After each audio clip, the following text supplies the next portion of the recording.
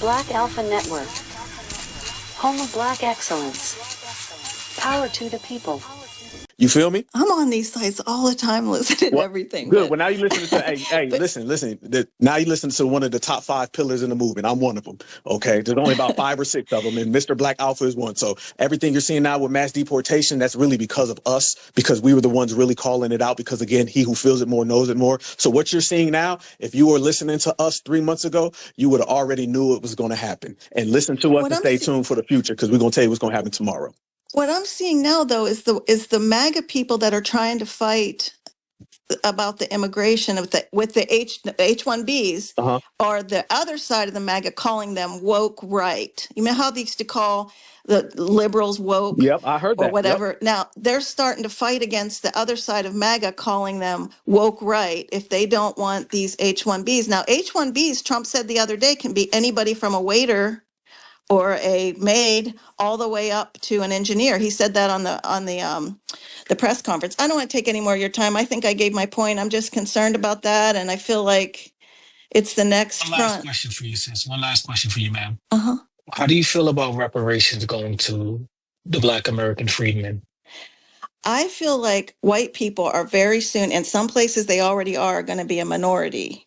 And I feel like Black people and white people that are Americans are going to have a bigger problem with not being represented in this country at all. Ma'am, I appreciate that, but that's not what the brother asked. He didn't ask. He didn't even ask you that, lady. Wait, hold on. Just wait a minute. My brother didn't ask about relationship. He asked about reparations. How do you feel about reparations? I'm saying that when whites are a minority. Listen, whites aren't going to. How do you feel about reparations, in particular cash payments for foundational Black Americans, the same foundational Black Americans you said you are concerned with, and that we are Americans just like you? Wouldn't you feel that someone who's American like you? I would never pay 1 cent reparations. I would kill somebody first. Not literally. Not literally. Black Americans don't deserve reparations. Not literally, but I mean. I am so annoyed. Okay, Thank you, Miss Daisy. So we can say that a lot of that talk about immigration was really just cap, and you were really being disingenuous and lying to us about your concern. You were using us as bait so you can push your own political agenda, because where it really matters the most and things that matter to us, you're not really for those. So you weren't really being honest with us at all, were you? You were just using us as a political ploy. Isn't that the same thing that the liberals that you claim that you're against do? And when you say that you're willing to KILL somebody over reparations, then I know you don't give a damn about what goes on with us. Would you KILL one of us? I mean, if you take out the money, you might not like us either. So I'm very, very cautious and very, very skeptical of that individual family. So she was Democratic trolling, Alpha. She was Democratic.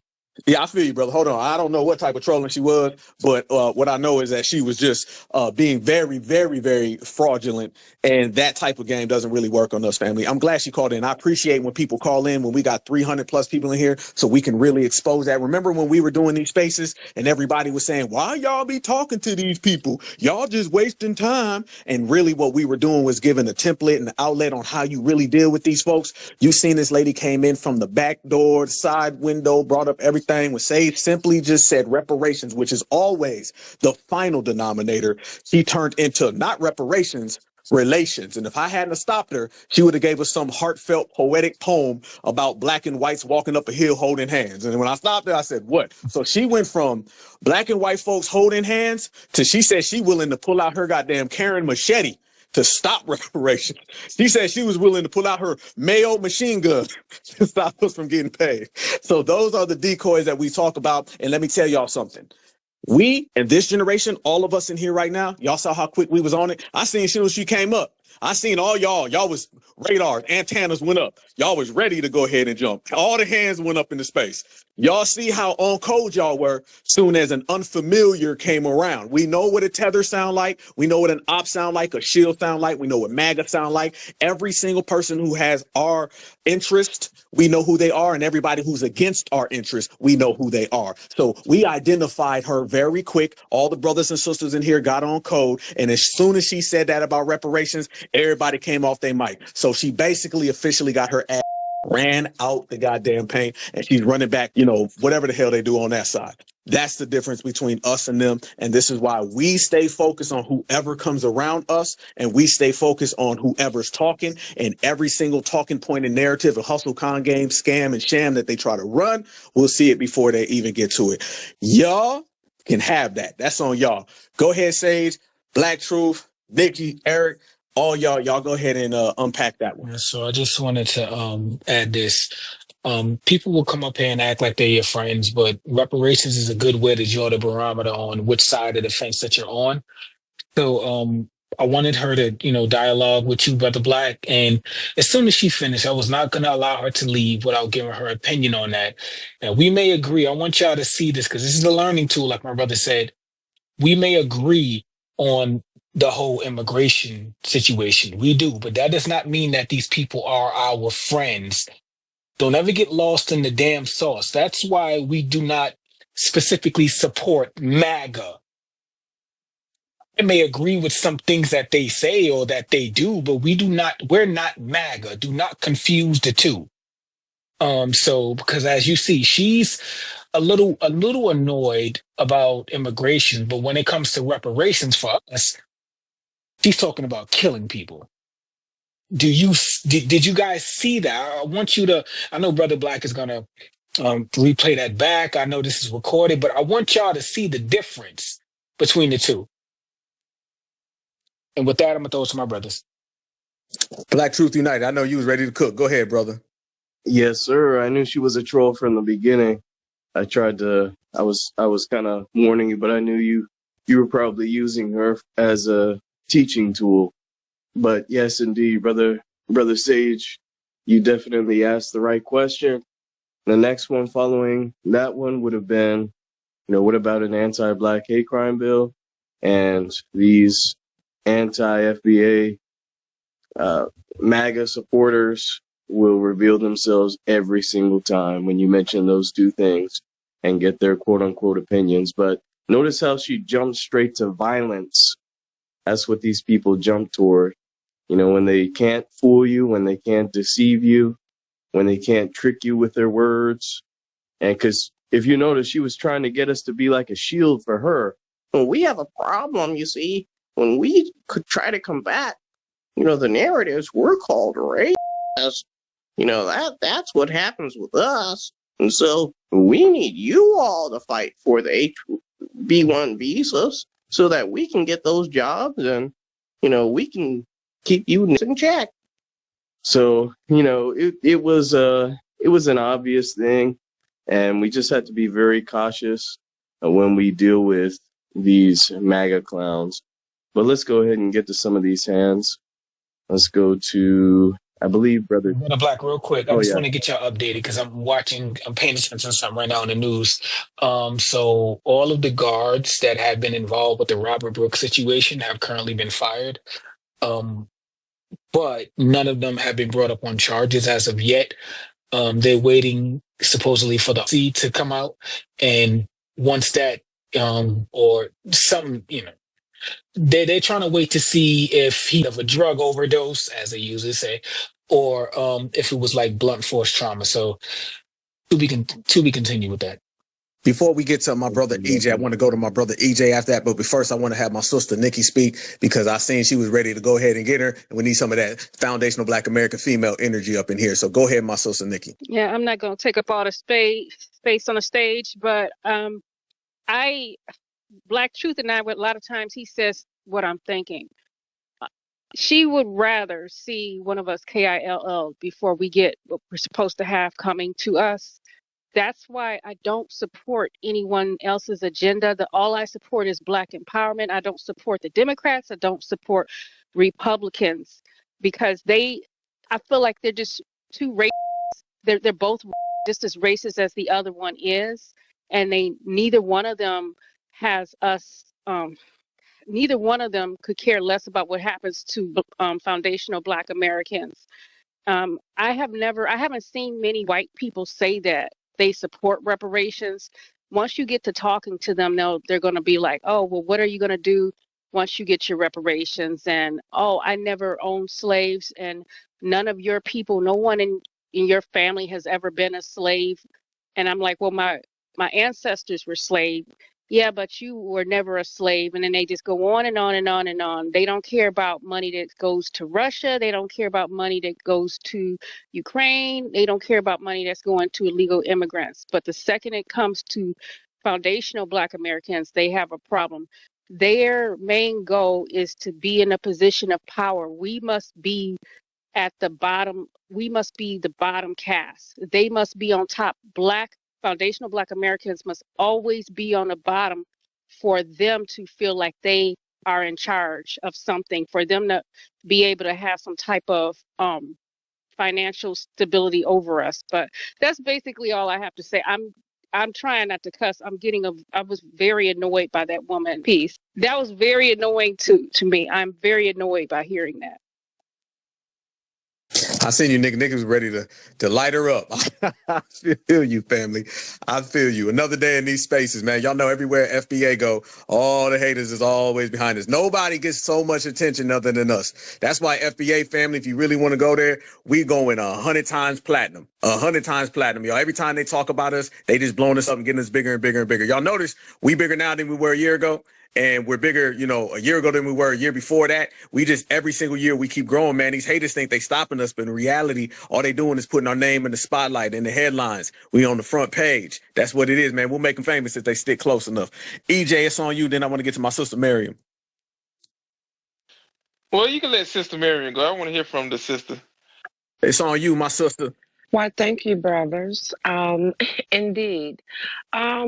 I was listening to how Brother Alpha was wheeling her in, and some things were agreeable, like we pointed out, deportation thing we can come to a consensus on, in agreement. But everything else, we know who you are.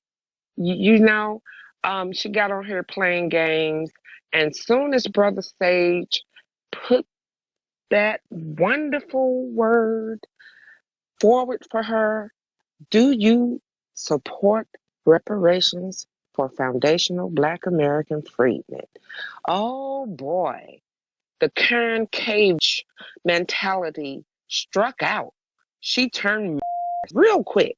You not ready to H1B1 visa folks from India who's coming and taking food right out of your children's mouths. But lo and behold, if we get reparations, oh no, that must never happen.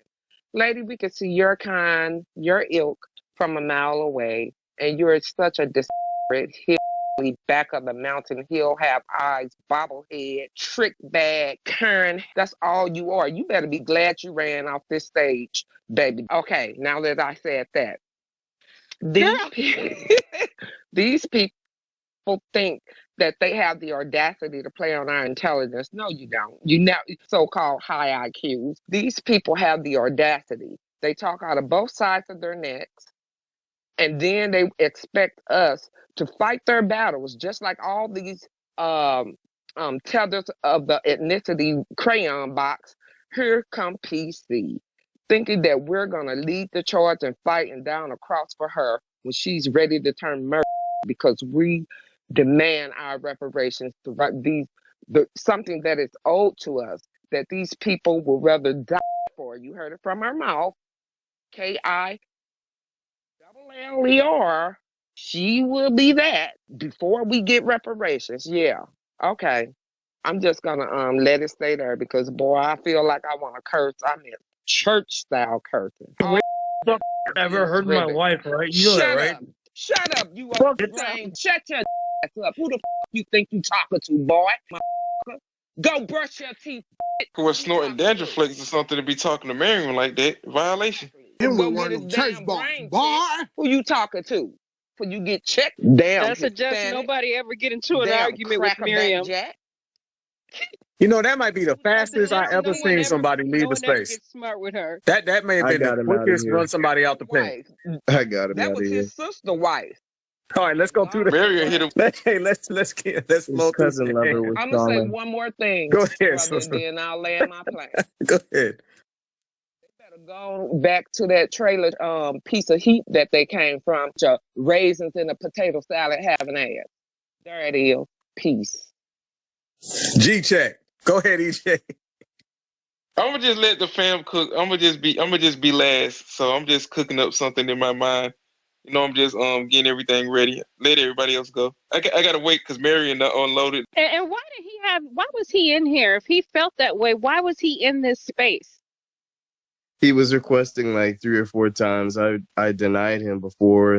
Someone let him up, and then I immediately dropped him down. I knew what he was about. I saw his page and everything. He's a part of the Brussels Sprouts Brigade. That's all right. He going back home. Go ahead, Twizzle. What's on you, fam? What's happening, everybody? What's happening, everybody? And hey, Black Alpha, this is our first sit down for the new one. I came up because of the, the Queen, man, when she kept talking about the H-1B1 visas, and I kind of knew that she was the troll, and I knew that she was distracting because we've been past that, and everybody know. And shout out to my brother Sage for his masterful breakdown when he broke down that city councilman. Me and Sage already know because we've been in these spaces, and we already know it's not about the H-1B1 visas. It's about the U visas. The U visas is the visas that allow them to bring their family members over because they can claim that, oh, we've been involved in the crime or they've been assaulted or someone. They need their family members here. And that U visa allows them to bring their family members or friends or close family over here. And you have 4 families living in a 2-bedroom apartment. You know what I'm saying? So that's how I knew she was a straight distraction. That's how I knew she was a Democratic troll. And that's why I love my peoples and my family because, man, we so new. We not new to this. We true to this. We can see through this with a blindfold on, or we can smell it with our face covered up, you know? So shout out to the family, man, and happy Saturday. And let's keep going. And I pass my mic there. Thanks, Brother Twizzle. All right, let's go to some of these new hands. I know Trey Day hasn't spoken yet. Let's go with Trey Day. I'm gonna say this. I think it's funny. I got a couple of friends, right, who voted for Trump, right? And a couple of them maybe a couple of them are not. And when I say, yo, you gonna call ISIS on these people that you know the first thing they say? They be like, why should I call ISIS? I was saying we got to call the hypocrisy out, and even amongst our own people, because our people will be like, we vote for Trump, we vote for Trump. The ones who say they will, and they won't go further than they be like, I just vote for Trump, that's it. I'm like, well, what about calling ISIS? What about doing this? Oh, that's not fair, that's not cool. I'm like, no, bro, it's the same shit. You voted for him, why not? Why not do your job? Well, that's not my job. It is your job. As a U.S. citizen, it's your job to call out, and if you want them gone, right, you got to get them gone. I land my plane. Thank you, sir. Excellent point. All right, let's go to, I believe it was basketball. Yeah, let's go to basketball. It's 401 people in here. Yeah, that's me. Basketball tweets. How y'all doing? I follow some of y'all. I think cover the host. I appreciate this space, and I just wanted to hop in and talk about this immigration. I'm reading this book called Open Borders, Inc., and I don't know much about the author, but I like the information. I like to get a lot of that information, and I could tell you that this thing is massive. This whole plot is a criminal enterprise that is very massive and very broad.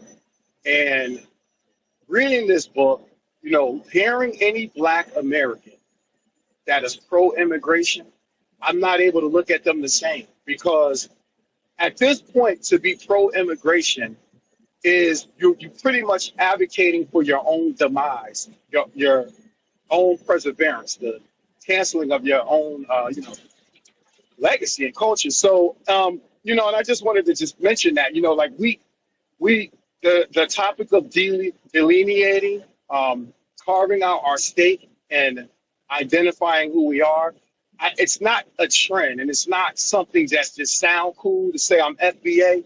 This is very much needed, because these people who are coming here are being brought here. They're not being brought here to acclimate to being United States citizens. They're coming here to promote tribalism and to promote their culture and to send money back home and kind of funnel and bring more people of their own kind here. So it is important, because if not done, we can be looking at maybe the next 50 years, the extension, excuse my language, I'm not as articulate, but the eradication of foundational Black Americans.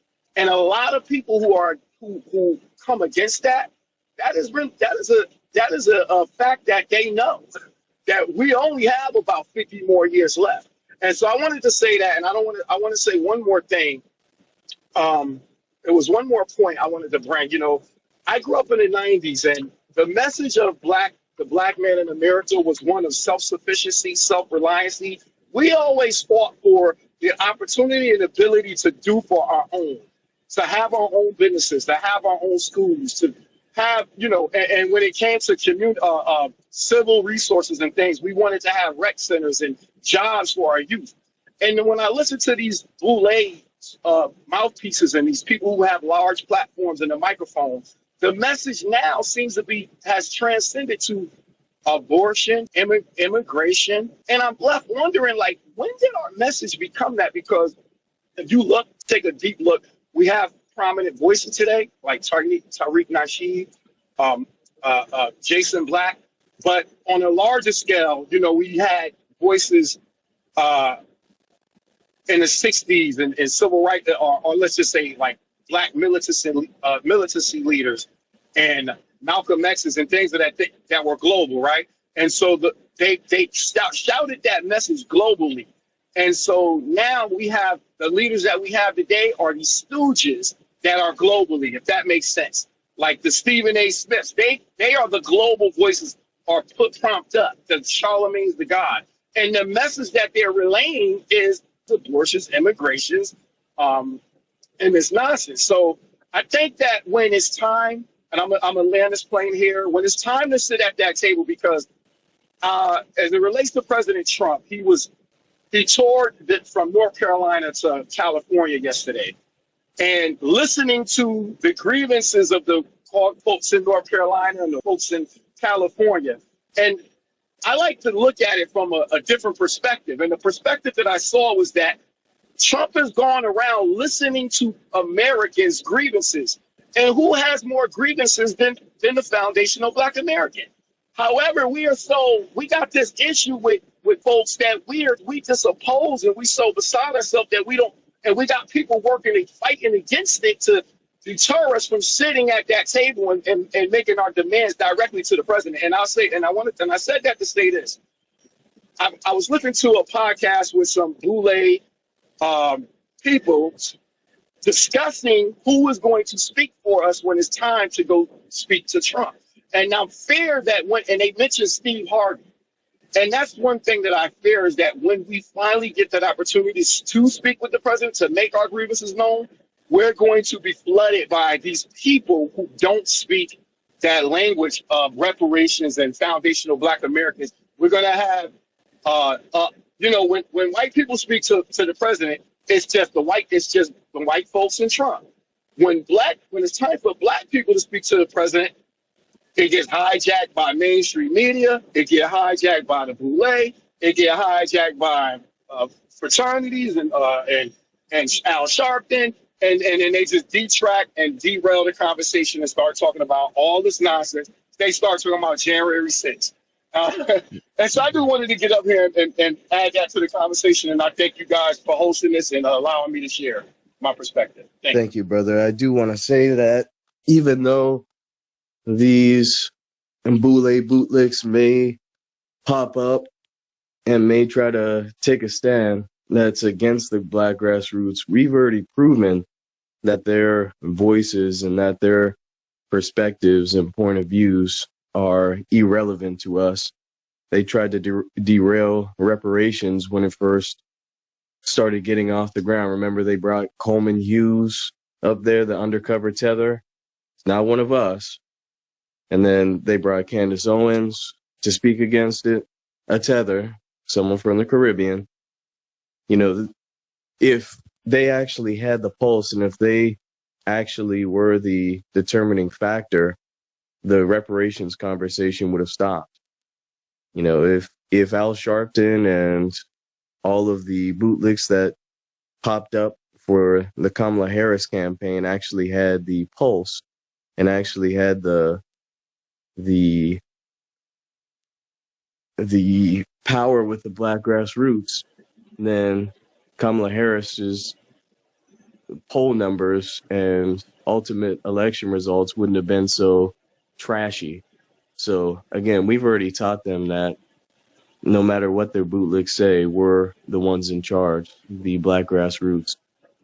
So, so my question is, how do we get out in front when it's time to make our to speak to sit down at the table with the president? Because those are going to be the people who rush to the front. We're working on it. For example, I respect what you said, right? The grassroots. But now we go on like that like these rants about how off people is. It's that indignation and that reluctance that because of that that resentfulness and hatred that we have, and that right there, in my opinion, I think that holds us back because we're so, even though we claim we're not into the identity politics. If we let like that white woman who came in here and what she said about reparations, if we allow that to trigger us to we go on 10-minute, 8-minute rants and describing from head to toe how awful they are, that kind of is like an indication now. What do we do now when Trump says, "Hey, here's the invitation to come speak with me," but we got so much resentfulness and this animosity that we don't go talk, and then these people get out in front. If that makes sense. So what I would say How with do we? How that, do we? what I would say with that situation is that you let them know, we let them know now that these people do not represent us. The Steve Harveys of the world, the D.L. Hugleys, they do not represent us. They do not speak for us. We let that be known now before it even gets to the point where you're reaching out to a person like Donald Trump. You let them know that What? the what's his name? Al Sharpton, these people do not speak for us and they cannot speak for us. I And it got is you. Now, one last thing, because they're trying to get Marilyn Mosby pardoned by Trump, and now, so that's kind of an example. You see, these people got things that they want done that is not reparations, but they're going to be able to get there and get in front of get at the table because, like Angela Rye, her buddies, they want Marilyn Mosby pardon, and other folks that come up and say, "Hey, well, I'm a civil rights leader. I'm Al Sharpton. I'm the one that you should be able to speak to." You see what I'm trying to say? Let me add into this, brother. They have a larger Yeah, platform. absolutely. Yeah. I'm just asking. I want to know how we avert that because No, we gotta go speak to this man. This man is giving out handouts. This man is saying, "I got you." He was telling everybody, "Yes, I'm gonna help. I got you. I got you. I got you." And I'm looking at this and I'm like, where are black people at? Why are we not right? Why isn't he coming to see us no, next? I got you, brother. You talking to the We gotta right one, stop family. functioning like You talking this. to the right one. I am the only person in the whole new black media that actually sat down and spoke to somebody who was running for president of the United States. His name is Dr. Cornel West. He is actually in my phone right now. I know him personally.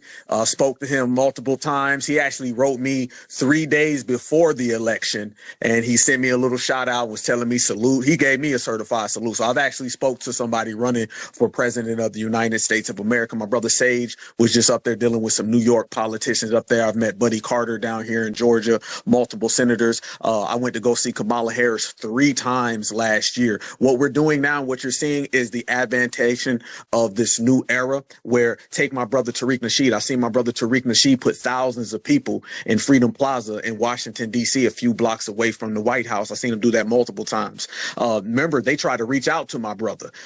Vicky Dillard spoke to Robert F. Kennedy.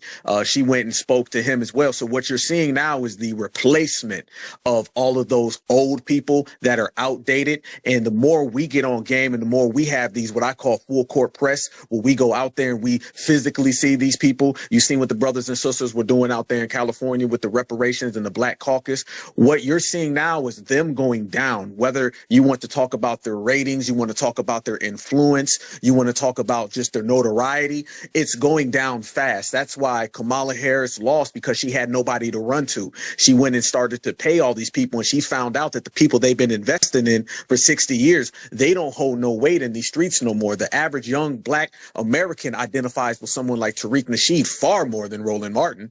They identify with Black Alpha Network far more than Al Sharpton. I actually, in Washington, D.C., the thing that struck me the most was all the young people. I took some. I'm one of the speakers that was at the reparations rally. I was one of the people on stage, and I actually was blown away by how many young people came up and wanted to take pictures with me. And young folks was coming telling me I had the Tupac energy, and this is what they represent. My brother Tariq, he talks for the people, the average individual. This is why I'm meeting people from all out the 50 states, and they know reparations. Just listen to the term reparations. That comes from us.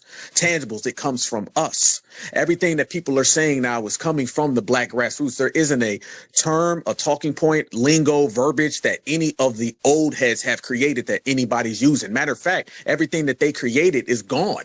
All the terms that you're talking about that they use to kind of hustle us with, those terms don't hold weight anymore. You don't even hear people of color no more like that. You don't hear minority like that no more. And even when someone does say it, it's kind of slow moving, it's plotting, and it doesn't really move the masses. Now, the new black media and the grassroots is really moving heavy. Matter of fact, Jason Black, he talked to Jill Stein, and this was right before the election. So we're getting further and further in the movement, and we're getting further into the discourse of the United States of America. Somebody would have told us 5, 6, 7, 8 years ago that presidents would have never had to answer the reparations question. Now they do.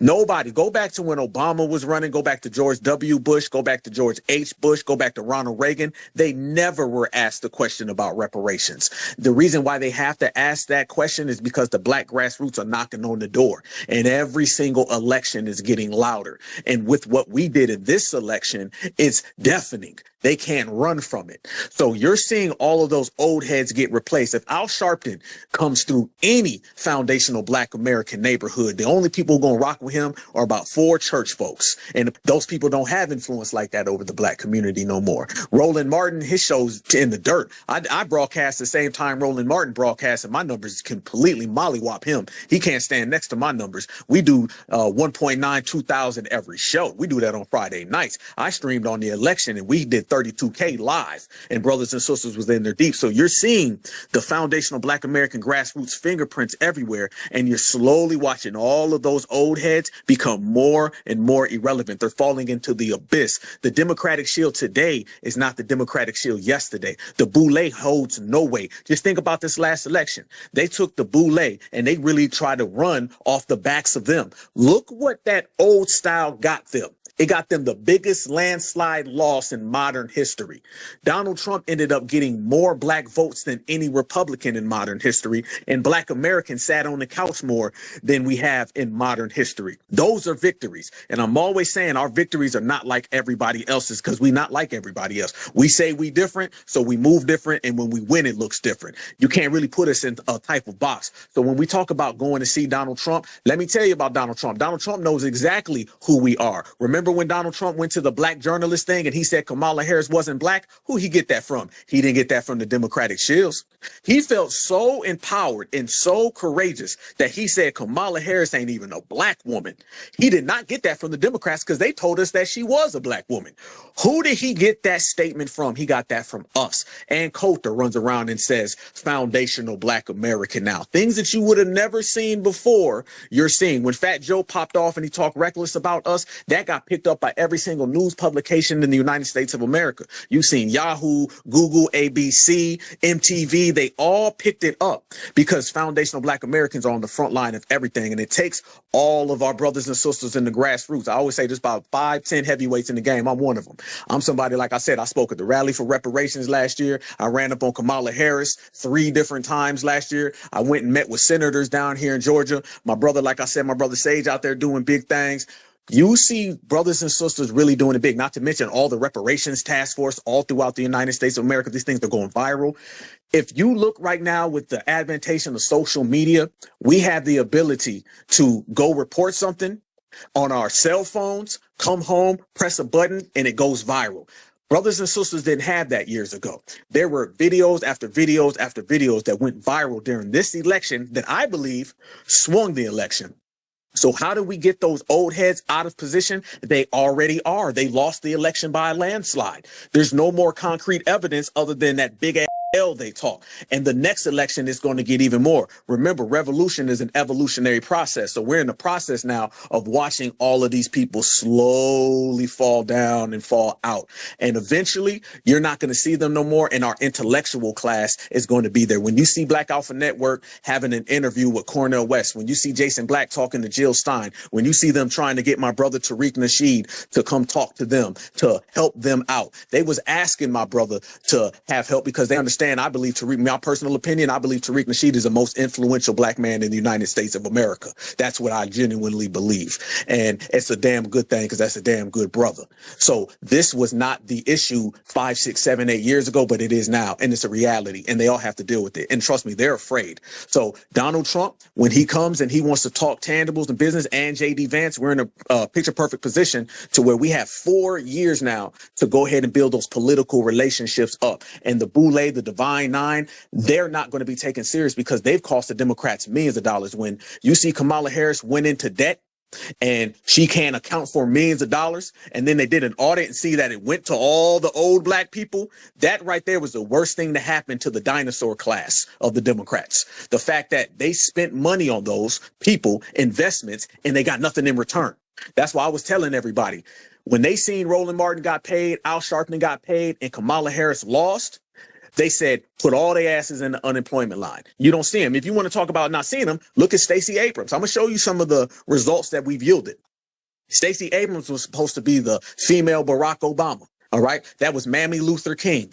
And right now she's somewhere in Nigeria trying to run game on Africans because we sent her packing. Look at Karen Bass. She's about to have to step down right now. Barack Obama, he done disappeared. He tried to come out and ridicule Black American men, and Black American men and women ran him out the paint. Nobody took a bigger legacy hit than him. He's so irrelevant right now. No one would have ever thought that. Go back to 2009. Did you ever think Barack Obama would be this low? Nobody takes him serious. We did that to him. There's a term we always say on my channel, and that's FBA did that. Kamala Harris, we ruined her career. Kamala Harris could never run again. You literally have people like James Cargill. He's talking about don't ever vote for her again. Don't ever help her again. She's trash. Her career's over. Gavin Newsom, it started with the brothers and sisters in California that were calling him out for spiting us with the reparations. Now he's probably going to have to step down. It's all about the pressure that we've applied to these people, why they are so low. The Democratic shields are at the lowest level they've ever been before, and we have the election results to confirm that. And as they go down, we go up. And Foundational Black Americans are the most influential lineage-based movement in the world. Everybody knows it. So I'm telling everybody, the next election is going to be even worse. So by the time it's there to sit down and communicate with these people, they're going to have to come see us. It's not a what if. It's not a could, would, should be. It's a matter of a fact. You're going to have to talk to Black Alpha. You're going to have to talk to Tariq Nasheed. You're going to have to talk to Marcel Dixon, as well as some of the other brothers and sisters who aren't as known. You're going to have to. So what we've done, family, is that we forced them to have to deal with us. We made them have to deal with us. And by the way, everything has been occurring with mass deportations. Now they see that we done put our stamp on that as well. Why you think the Hispanics are running to us for help?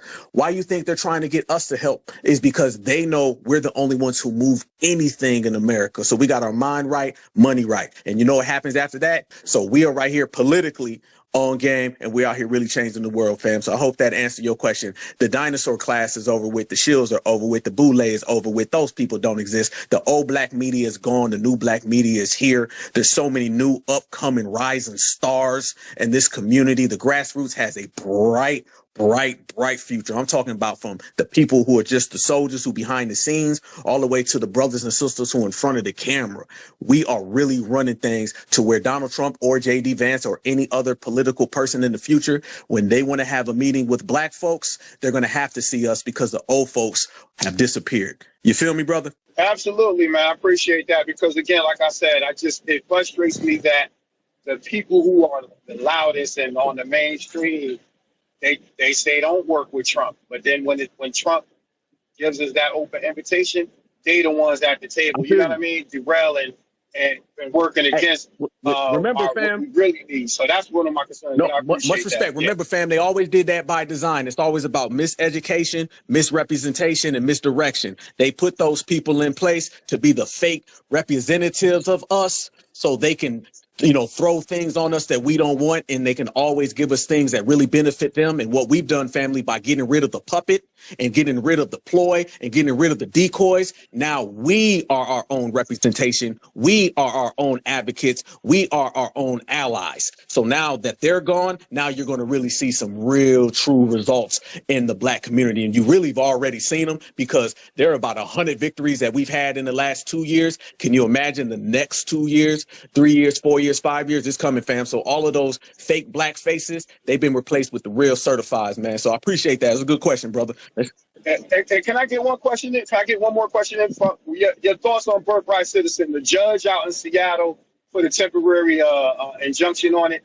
Do you think that this will go through? Because get that up out of here. And I'm gonna go ahead and drop off. Good question. I believe what's going to end up happening with birthright citizenship, since it was an executive order, I think that lawsuit was desperation, because if they really could stop his executive order and birthright citizenship, they just would have did it. When you got to go to the courts to start putting out cases and everything like that, that means basically they have no other options, because a lot of the cases for birthright citizenship, DACA, and all those things, those are really already settled during Donald Trump's first term. This is what a lot of people forget, is that they took him to court every single year of his first term. And remember, there were people saying that he couldn't do nothing to DACA. Now look what DACA is. I believe that a lot of these red states are going to start popping up. And remember, the majority of America went red. I think they're going to come in and they're going to start to overwrite and overrule any type of blockade from the liberals trying to stop birthright citizenship. So I personally am in the belief that birthright citizenship will go through a fake little trial. And at the end of the day, they're going to say that Donald Trump's executive order, backed by all the red state judges, local, federal,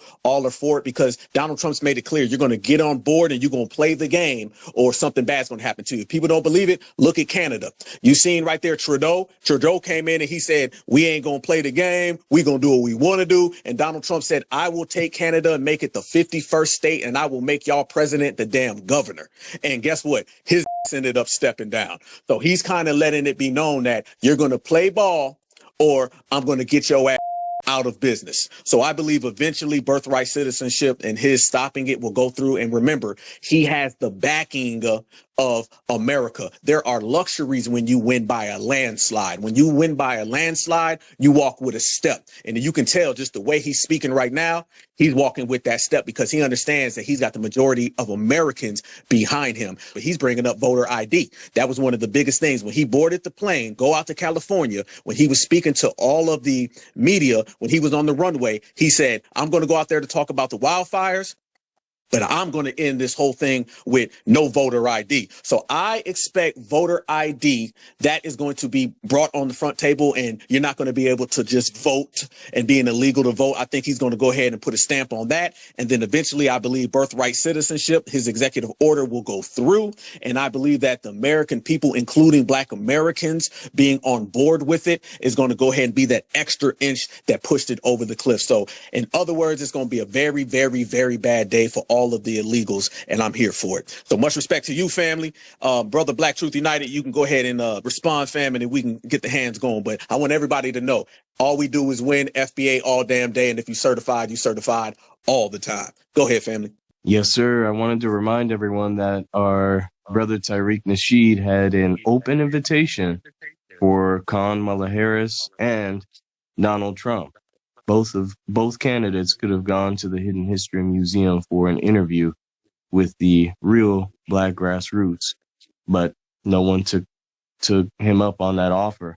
Now they can choose to ignore the Black Grassroots, and they can do that election after election, and we'll just keep teaching them time after time that if you don't address us, then our voices will continue getting louder, and your vote counts are going to get smaller and smaller. But anyway, I just want to address that. And I also wanted to mention, because the brother brought up the situation with addressing the white woman who came into the room, that sometimes it's good for our people to have kind of like a debriefing session after we deal with one of these. We have to debrief our people sometimes, pointing out different techniques that were used so that we know how to combat their tricks and traps. So sometimes it's a good thing for us to have a 10-minute session or whatever it is, just to make sure that everyone's back on code and that the room is reset. So I just wanted to point that out. All right, let's go to some of these hands. I don't think we've heard from Magnus. The Black, hold on one second. Yes, Black sir. Truth. I do want to say this in conclusion. The birthright citizenship situation, Trump, we have to remember that Trump and the Republicans have the Supreme Court. So most likely it will go through, even if it works its way all the way up to the Supreme Court. Let's not forget that Trump appointed 3 people that's already on the court, and the Republicans right now have a majority, and most likely, again, we cannot say for sure, but most likely they're going to side with Trump on this one. But before we get to Magnus, Coyote, it's on you. Hey, what's up, y'all? I've heard about honestly, I've done some spaces. I appreciate y'all having me first and foremost. I've had some spaces trying to kind of, since the election came through, after I noticed that, the results differed this time from, more than before. It seemed like, the Hispanic, the Black community are, that they lean more towards Trump and whatnot. So, I mean, and I guess, I gotta put this out there. Yeah, I'm white. This is different. I've heard about the FBA and stuff, man. But, my intentions, man, I just I want our country to, I want to get closer. I want to, we're on the same page about a lot of things. Like I'm listening to some of the stuff that, you're talking about. And, the deportation and stuff like that. And I don't know, the full agenda or the message that you're trying to send. I like that you do not like the Al Sharptons, like representing and whatnot. I would say that the Mayo monster or whatever, I could take it, bro. I come from a very, very diverse town and stuff like that. So I hope that I don't seem like a Mayo monster or something like that, because that's the kind of stuff that deters things. And it goes both ways, bro. Like they say it on the other end too. Like we know what it is, but it is what it is. Like I got thick skin, but I guess you say like I guess I want to know what y'all are trying to do, because I have been hearing like the FBA and stuff. I don't know if y'all know like Black Wolf, but he's Yo. yeah. What? Can I speak? Sir. All right. Yes, sir. Yes, sir. Absolutely. Go ahead. I don't know if she's gonna troll me, or if I'm a joke up here, that's good. I mean, I got a little bit of pull, but I'm saying if you need a voice or something on the other end, I ain't down with necessarily the reparations, but if you're pushing for the reparations, I ain't hating on it either. Do it. And Ukraine and everything like crazy. So what is money at this point? But I'm saying this is you got to see it from my angle. We got to kind of come together, because I think we can all agree that the government hates us. My little white privilege card that everybody, that I've heard all my life and that ain't rolling like that. Our unemployment's up. Black unemployment's up. Do the math, it ain't seen like that and stuff like that. So I'm kind of a realist, man. What do we got to do? Okay, what are y'all about?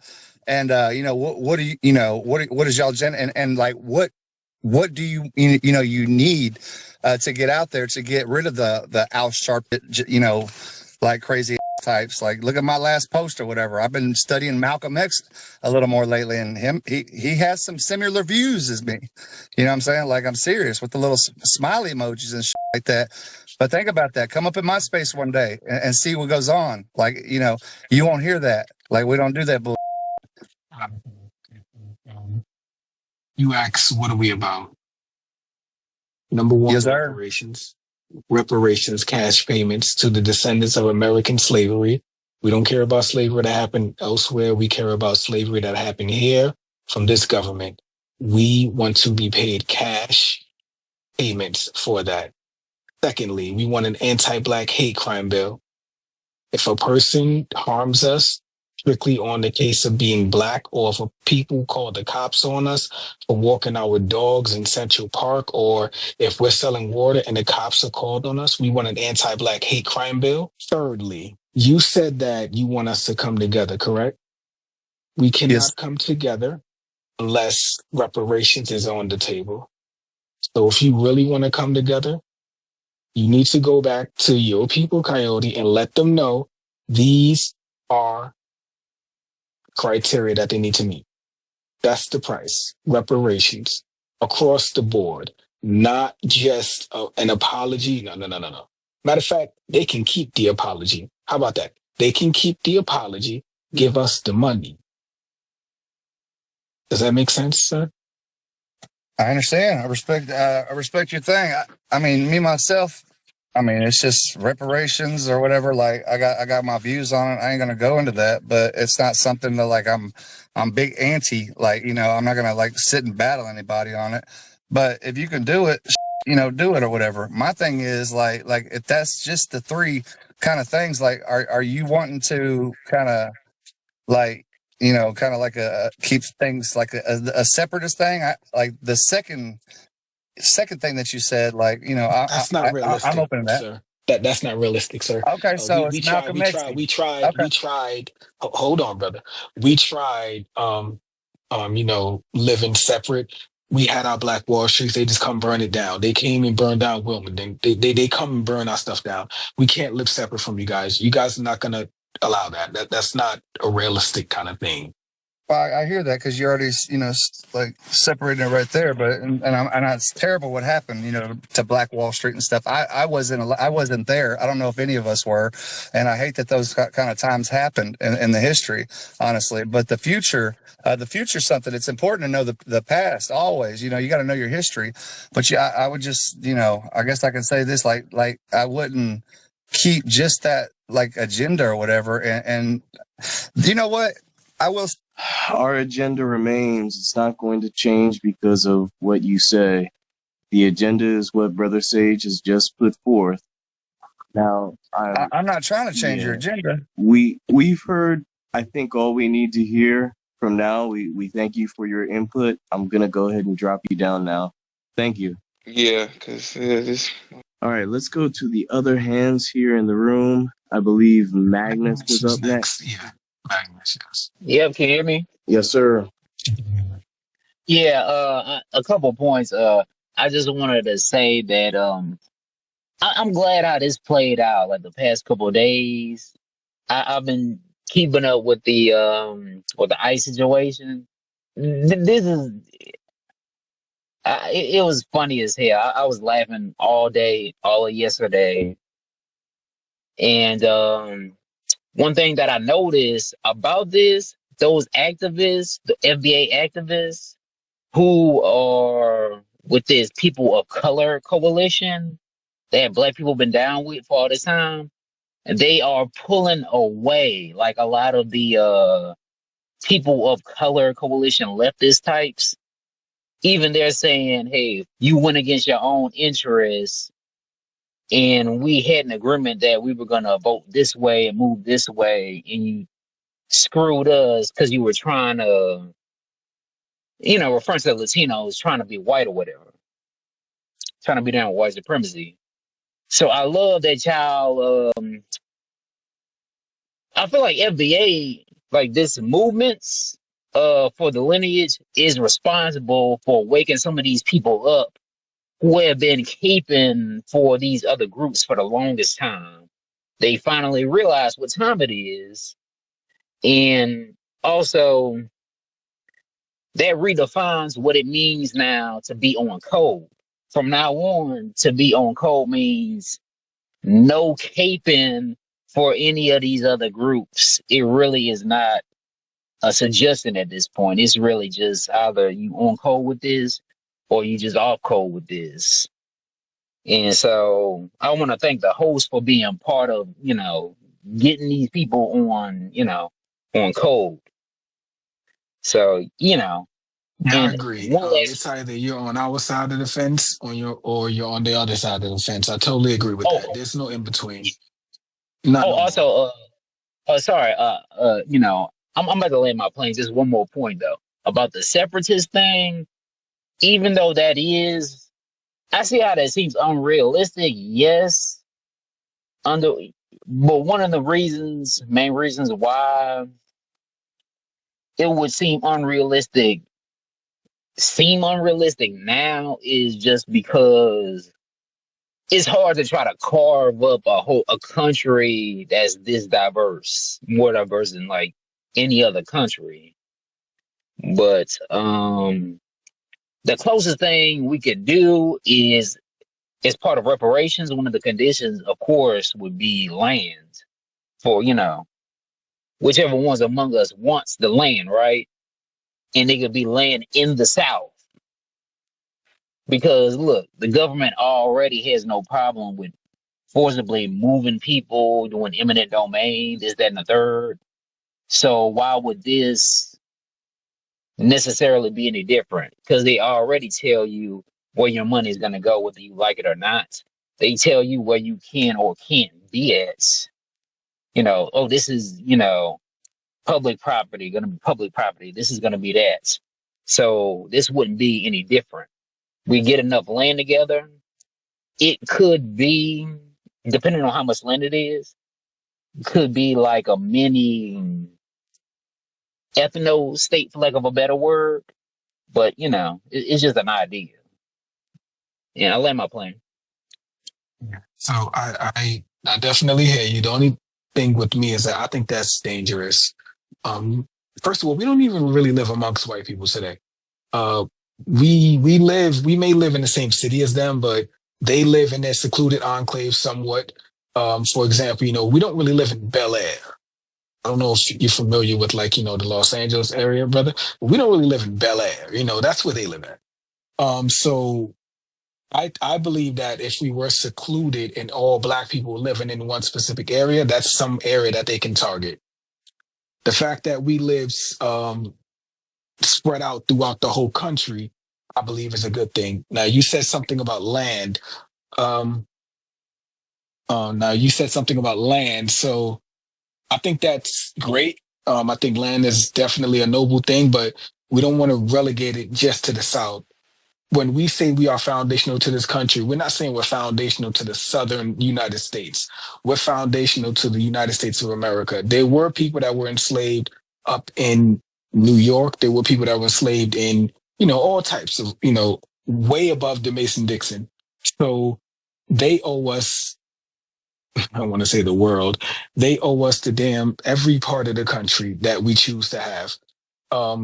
So again, but with land also, if you are not, honestly, if you are not a land developer and you do not have we want to be careful with lands. Look at what just happened with Bruce's Beach in California. We want to be careful with that. That's a noble thing. It's a great thing, but you also want to be mindful that you need to have the type of mindset to actually cultivate the land.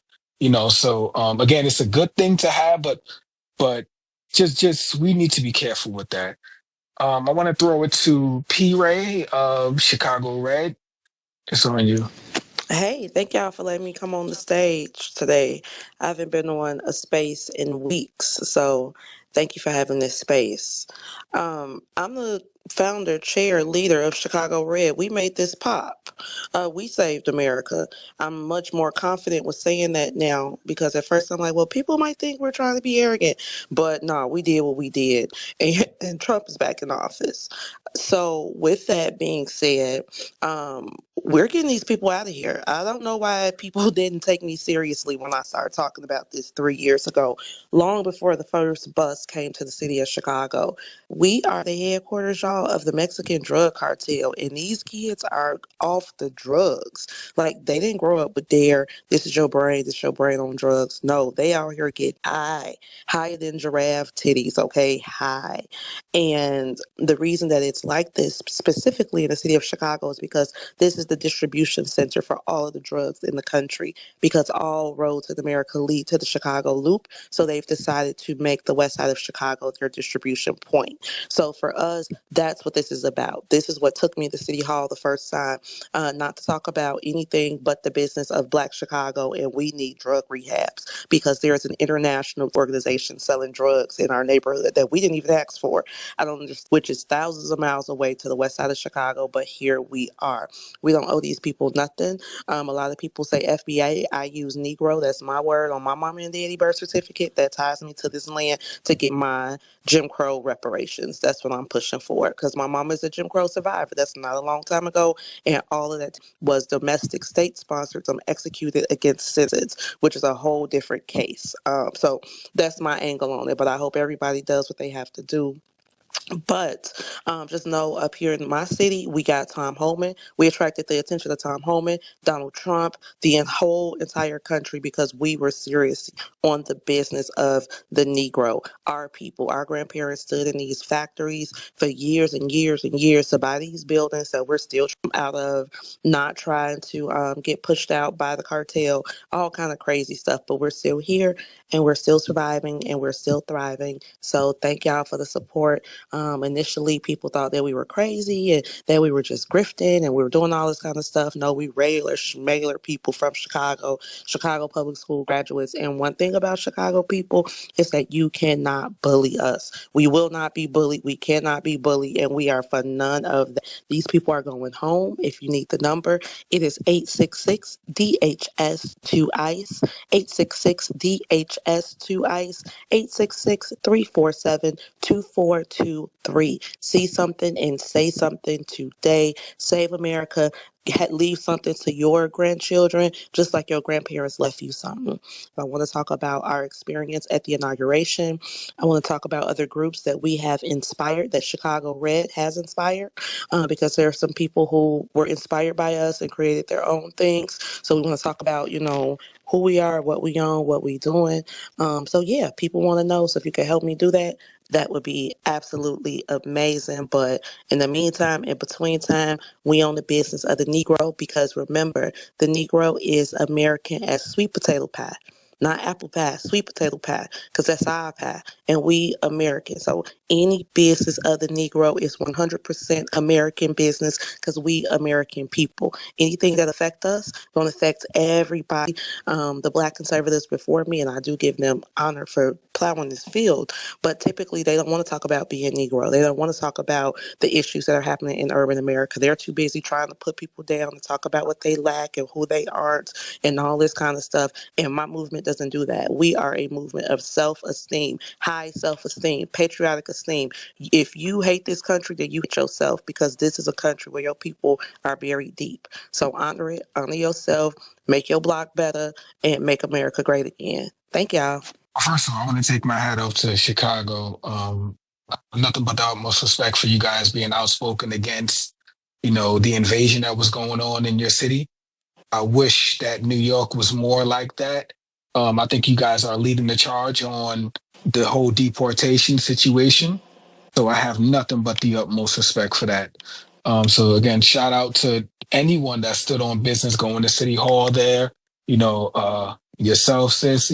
Shout out to anyone that stood on that, and I salute you. Thank you. David, you seem to have your mic off. Yeah. Mhm. I just want to say, thank you guys for bringing me up. But I want to say, what I'm noticing now is FBA is making a lot of wave, and what's happening now is a lot of these groups they want us to join their group. You're seeing on one side, you're seeing the migrants want us to take a part and be a part of them, but you're also seeing the premises who know that they're on their way out want us to team up with them as well. So they coming into these spaces and trying to get us to join them. But one thing I think we got to be wary of is, they've done this before. They promised us 40 acres and a mule when we to join their side of the war. We joined their side of the war and helped them win, and then they left us out in the cold. You know what I'm saying? So you're starting to see that now.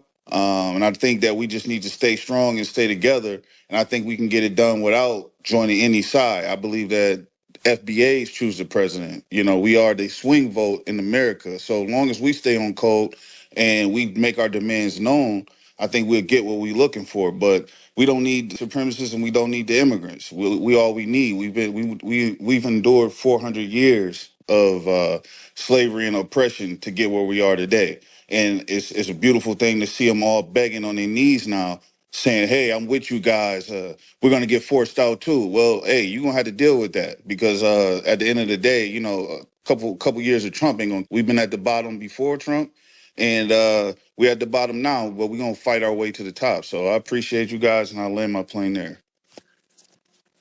Thank you, David, for that input. Let's go to Seven, the person who has an anime character. Can y'all hear me? Yes. Yes. Okay, well, good evening, everybody. Hope y'all doing well. I wholeheartedly agree. This is not our fight to fight, in my opinion. I think this is the time for, I feel like the sweeping that a lot of Black Americans have been asking for to kind of happen. I feel like for the fluctuation of stuff that's been happening from economical things being affected to people's employments getting affected, a whole bunch of other things. I think this is something that kind of just needs to happen. It's something that we've already been admitting as a problem. Ever since we had the Immigration Bill of 1970 passed by, we've been seeing that a lot of this stuff has been really working to the advantage of the people that they're claiming is supposed to be most supportive of it. And these are the people that they're trying to pander to the most, right? It's just not really meant for us, and it doesn't benefit our people at best. Just to respond to a few things that I was hearing since I had came in here based off the dialogue.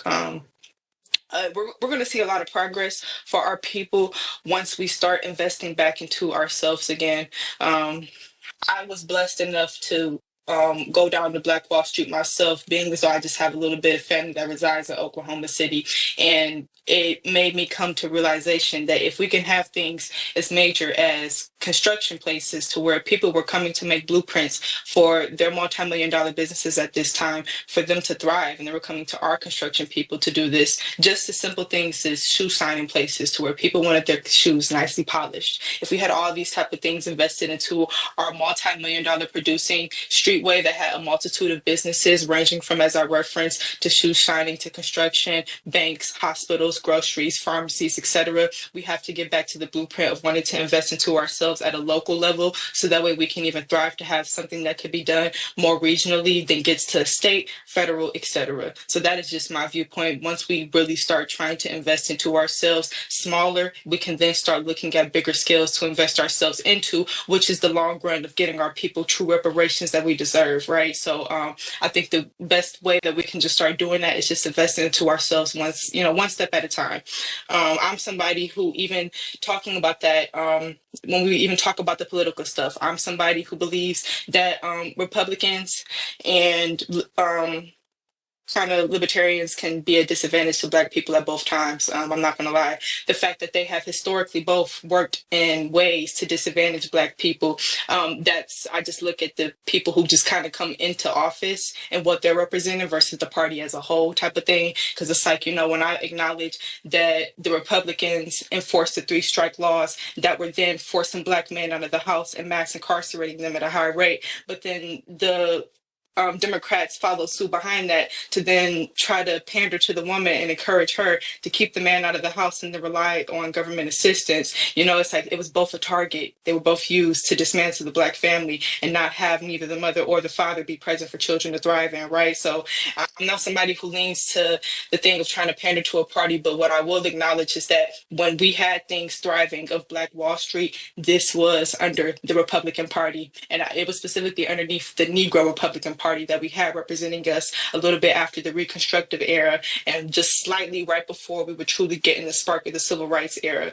And mind you, and we did this in the southern states, around Kentucky. I think that was the main base of state that a lot of people were doing this stuff at. And reason why we did this, because even with us trying to thrive into political parties, white people were still rejecting us, and we were still trying to get a move through for our people because we knew work needed to be done. So this is why we even made our own separate branch of government, which was the Negro Republican, to say the white people are going to do their thing, but we're still going to be involved in politicals, but we're going to have our own representation of what we want. Even though we're trying to be on the line of conservatism, trying to be more traditional, we're going to do it that's best beneficial for Black people, because clearly the way that we have trying to be conserving and trying to be practicing traditionalism doesn't really benefit us in the long run, which is why we try to branch off in the first place, right? So thing I will say, this is kind of coming back to me saying that we need to invest into ourselves. We need to start probably looking at getting a lot of Black people into simple things of councilmen, to seeing, local city things so that we can get our people advanced into the state positions that we're looking for and into the federal positions that we're looking for, because we got to start investing small and coming back to the grassroots that we always acknowledge.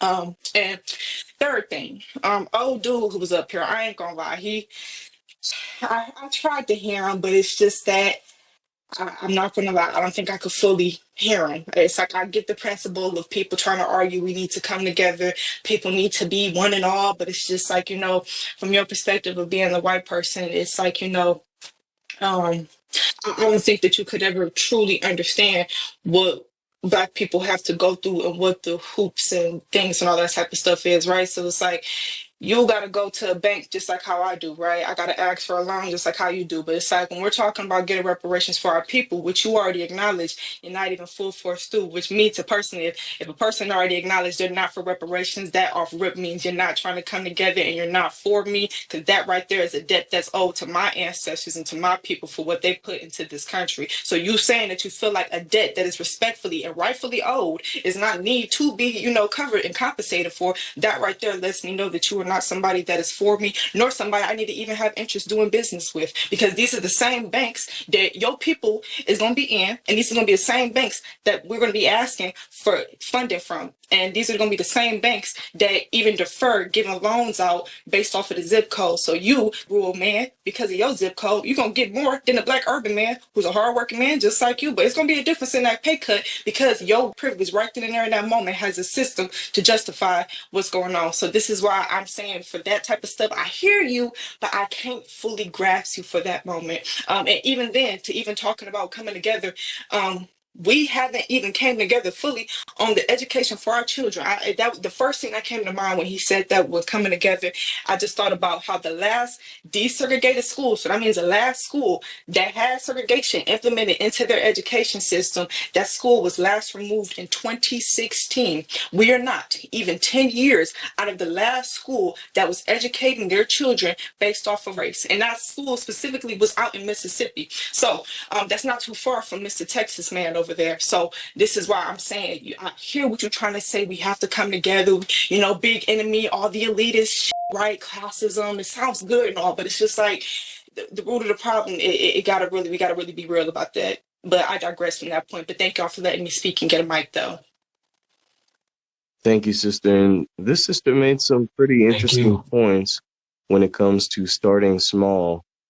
Professor Black Truth recently created a video talking about taking small positions, not necessarily going for these, big Congress seats or whatever, but just getting these small city council positions, sitting on different boards, and also on the business side. You may not be ready to, upscale a business to take gigantic construction, contracts off the table or compete for this or that, but hey, if you can start a small cleaning company or a landscaping company to replace some of these anti-Black illegal aliens who are being deported, then hey, let's start there. If you're good at construction, if you're a roofer, hey, it's time to get that paper up. We got to start somewhere. So I do like how that sister mentioned starting on a small scale and building from there. All right, let's go to Gigi. I'm hoping this is not more trolling, but we'll go ahead and give it a shot. Well, thanks for that. I wanted to ask Black Trust again. I was getting out my pen because I had some questions. What are the three things again? I didn't have my paper out for me. Brother Reparations Sage was the one who outlined it. It's reparations for foundational Black Americans, the descendants of slaves. We need an anti-Black hate crime bill specifically for us. That's number two. And then number three was kind of like a reinforcement of the other two, if I'm not mistaken. Come Brother on, Sage, we added. correct me Let's if I'm add. wrong. No. For number three, we can add land allocation. Oh, land. Okay. Yes, you can allocate land, and also, let's add a fourth one in there. We shouldn't be taxed on that land that is allocated towards us. Yes. Oh, okay. All right. So this is what I wanted to. First, I wanted to say, well said, Sage. Really supportive what respect to what everything that she said there. But I'm Native American. That's the most of my heritage, first of all. So everybody in this room You're native. owes my ancestors reparations. Don't go there. Don't do that. Don't do that, Pocahontas. Come on now. These Don't. people are dangerous. Let's keep it real now. Come on. Let's be honest now. And first off, I'm wondering if that is a $5 or a $2. And I'm not sure about that one. We have to get That that Punjabi solved. passing in Black Alpha. Boy, you ain't never told a lie, my brother. You ain't never told a lie. Go ahead, continue. But we're going to see where you're heading with this and see if we allow you to stay. Well, go ahead, continue. It's getting late. Go ahead, Gigi. With the slavery reparations, I was wondering if that would be similar to the rolls. Like, would you go off rolls to identify people who are actually slaves, or Absolutely you not. just? I noticed Absolutely that with not. Well, I'm not going to lie, Absolutely not. Gigi. no, The thing it would that I just find all. disheartening about your statement is that you're not even aware of your own reparations that are dedicated to your people in this own domestic land. There are actually reparations for Native Americans here that they already tried to fought for and actually got legally passed. And one of the forms that they did it was not how we're trying to do it, which is one of the many ways, by the way, just one of the many ways that we're trying to do it is the cash payments. You guys actually tried to reinforce your guys' stuff by saying we need to get ownership back of our land. So that way, once we get ownership back of land, we can then enforce our chiefs and then get our own legislations and laws there so we cannot be, jurisdicted and, legislated by the American government. We want to enforce our own government. So it's kind of actually sad and disheartening that you're not aware about your own reparations for your people. By the way, to answer your question, absolutely, we're not going off of a doll's rules. Absolutely not. You would have to trace your lineage back to at least, at minimum, 1870 census. At minimum, you would have to go back there. We're not going off for rolls. We're not going because you say so. None of that. We're not doing any of that. No. To answer that question, Gigi. And also, Gigi, you said that people owe you reparations. Haven't you already? No. You said I everybody in don't. here owes your people reparations. That's what you said. That's what you said. Now Yeah, I the did. cameras It was was a rolling. joke. It was meant Okay, as a well joke, we're not though. I really. was I just trying understand to that, but Why lighten. we're makes not joking. jokes? First off, and second off, didn't you guys already get reparations? Exactly $5. Yes, reparations was already given. So I mean, if that was a joke, man, we waiting on that to land because that didn't land. That must have fell somewhere over the Ocean because that didn't land at all. And I don't believe that you were joking at all. I think now you're saying you're joking because brothers and sisters, including our sister just a minute ago, really, really emphasized the fraudulent nature of that statement and provided nuance and detail. So now I think you're trying to hit a pivot and pretend that you're joking, but I think that you really meant that. I didn't hear any joke or No, humor when she you meant it. first She said just it. said what was ours is meant for her. That's what she said. Absolutely. So a typical tether. So Exactly. this is the $5 tether-ish. Family, how many different tethers have we seen come in here? We've had the Brussels sprouts tethers, chicken chow mein tethers, and now we're having $5 ones come in here and try to tether on. So in reality, let's be real. You asked about reparations in the agenda in which my two brothers presented to you clearly. And as soon as they did that, your first statement is that we all owe your people reparations. And then when we all checked that, you said that you were just playing, and we've exposed that you really weren't playing. You really meant that. So no, reparations for us is not the reparations for you guys. As a matter of fact, we don't want the type of reparations you had, and we damn sure aren't going to use our reparations the way that you guys have, because you guys have had reparations, and a lot of you, if you're really an Indian, have squandered Okay, that. So Black, stop. Black. She's you about as know Okay, it's Indian real. okay. as Iron Eyes Cody, Black. She's about that So Can she I like Dog the 5. Bounty Hunter. can I Yeah. go on? Go Mm. ahead, Gigi. Go ahead. Can I go on about something else then, please? Yes, go Yes, ahead. ma'am. All right. One of the things about with the separation that I think would be a really good thing. Hold We on. have Wait a minute. Shout out to Rose City. I see you, brother. Question. What about the money that Native American tribes owe foundational Black Americans? So before you go on your next diatribe, I want to hear about that before we move any further, because we cannot move further since you're talking about reparations that we owe you. Technically, if you really are who you say you are, your people owe us based on treaties. So how do you feel about reparations that Indians owe us? Then you can proceed after you answer that question.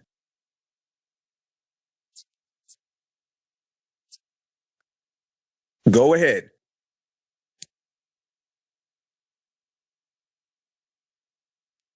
Come on, GG, answer the question. You want me to just drop her? I think that'd be a great idea. I think that'd be a great idea. Let's go to Brother Macau. Brother Macau, welcome to the building, Brother Macau. It's on you. Great ones, brothers, Black Alpha, the great Black Truth, and we see our great brother Sage, Sister Miriam, in the audience, New York City T. Wow, just a lot of gods, goddesses, kings, queens. Thank you for the opportunity to speak and grace your presence. Black Americans are not saving you. Well, look, this was preordained, and we telegraphed what was coming. And as they say, the best way to predict the future is to create it. And we knew that we were not only in the center of gravity, but we were controlling the zeitgeist. What happened here on the site happened globally. They came from afar to hear what you, the gods and the goddesses, thought would be best for the world, not just for our foundational communities or not just for the U.S., but ultimately for the world. You are a continuum of the greatest melanated primordial people that have ever graced this planet, from the Anu to the Kush to the Kemites, and now you. And they listen closely behind the curtains or in the so-called anonymous section to your discourse, to decide their strategies, to take your talking points in debate or communicate amongst themselves in terms of direction and what's best for themselves, not just what's best for you. So we did save them. You know, we're sending them back home to build their future. Their future is not in America. It never was. It can't be if you don't have a past here rooted in literally 450 years, or starting with 250 plus years of slavery. And next year, we'll be celebrating the 250th anniversary of the signing of the Declaration of Independence. And 40 years from now, we will be celebrating our 200-year anniversary of emancipation. They don't have a genetic memory that connects them to any of those celebrations. And so how can they possibly have a vision for the future of America when they are not involved in the essence of what it means to be a true American, the enlightened sense of what it means to be in America? That's in our DNA. We know. So the trajectory, the mandate that was given to us by the heavens will always be with us.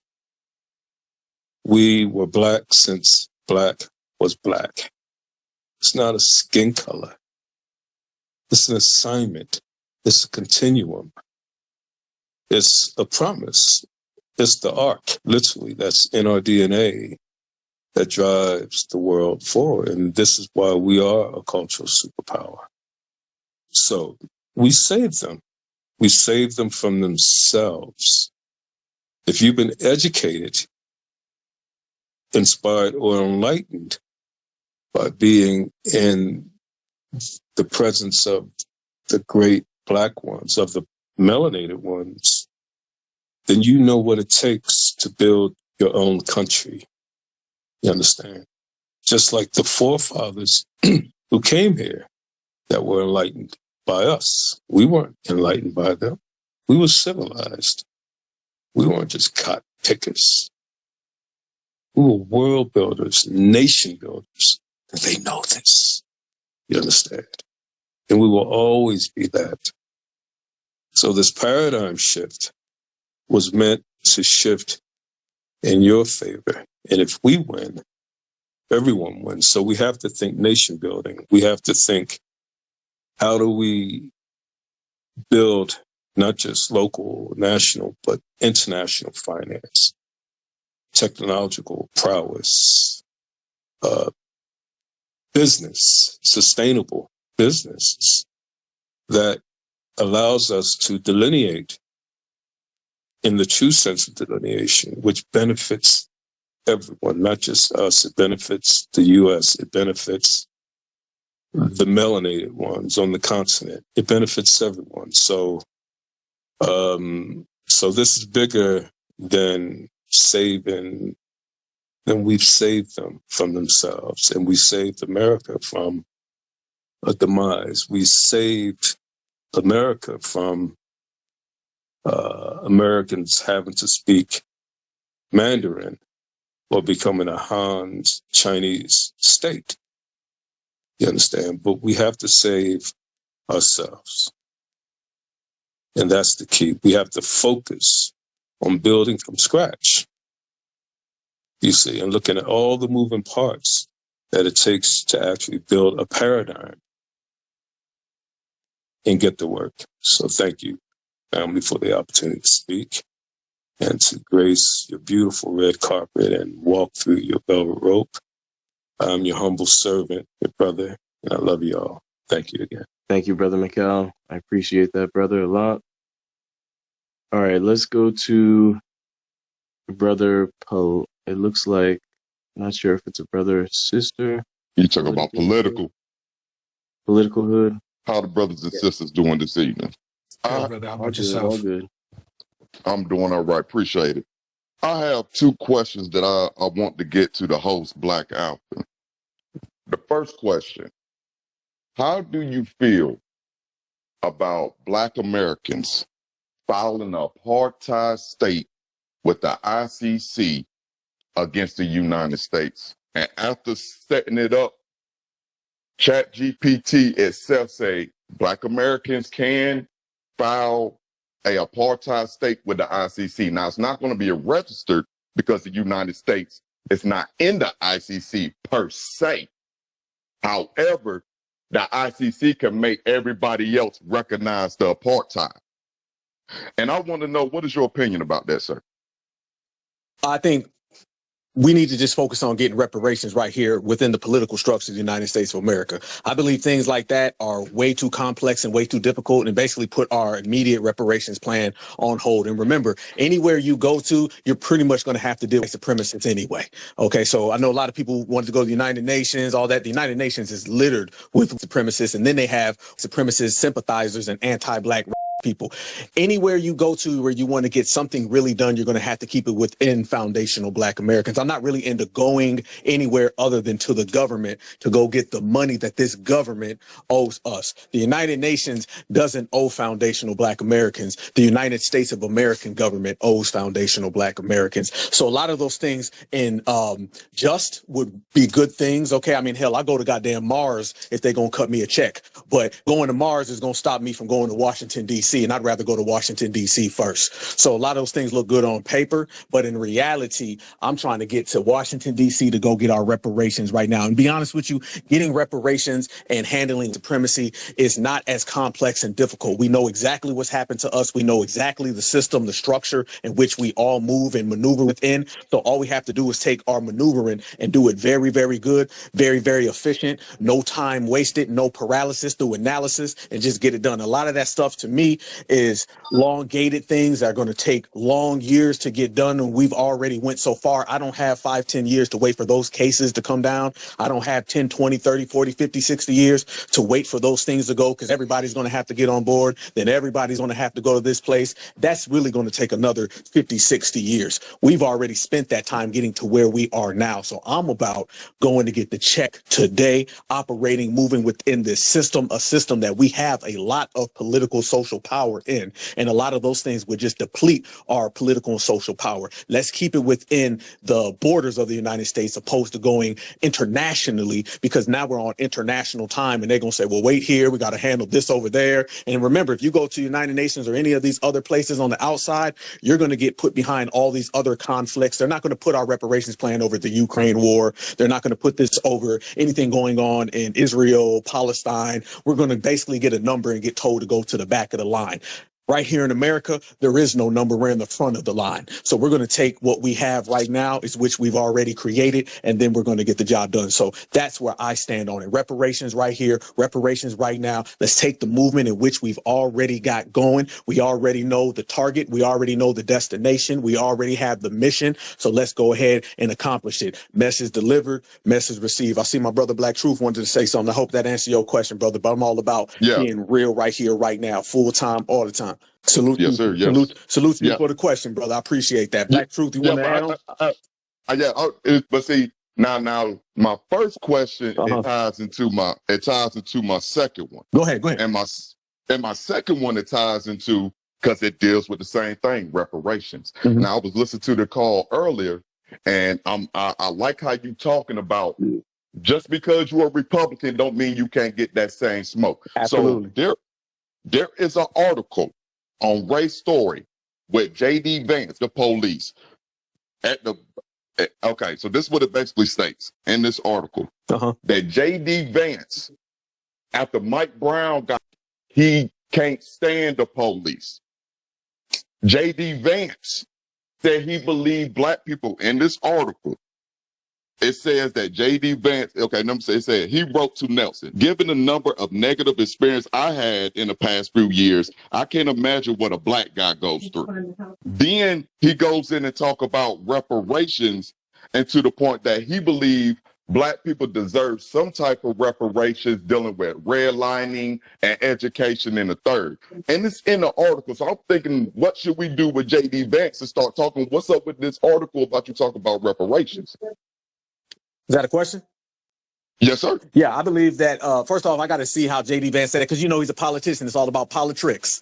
He may have said that in 2015, and then you present it to him today, and then he'll say, I never said that. What you mean? I don't know what you're talking about. Or, hell, remember, J.D. Vance is the same guy who also said that Donald Trump is Hitler, and now he's Donald Trump's vice president. Now, in terms of putting political pressure on these individuals, I do believe that we need to hold every single person accountable for every single thing they said. I know my brother Sage was just talking about going up there in New York and getting everything documented on record. That's how we really ruined Kamala Harris, if you want to go there. When Kamala Harris said, I'm not going to do anything specifically for black people, no, black Americans remember that. We framed it, we highlighted it, and she could never escape that. And that's the thing we're doing in this era. It's funny that we're sending home all these undocumented people, but yet we got a lot of documents on all these damn people. So every single receipt that we put on the table, they have to acknowledge because they said it. So in terms of what J.D. Vance said right there, I think that's something good that we can keep in frame, but not because we believe him, but because that can apply political pressure on him. And once we get into those rooms and once we get to talking to these individuals, now we can say, hey, remember you said this right here? Remember you said that right there? Then we could also highlight it and start to show some of the people in his community,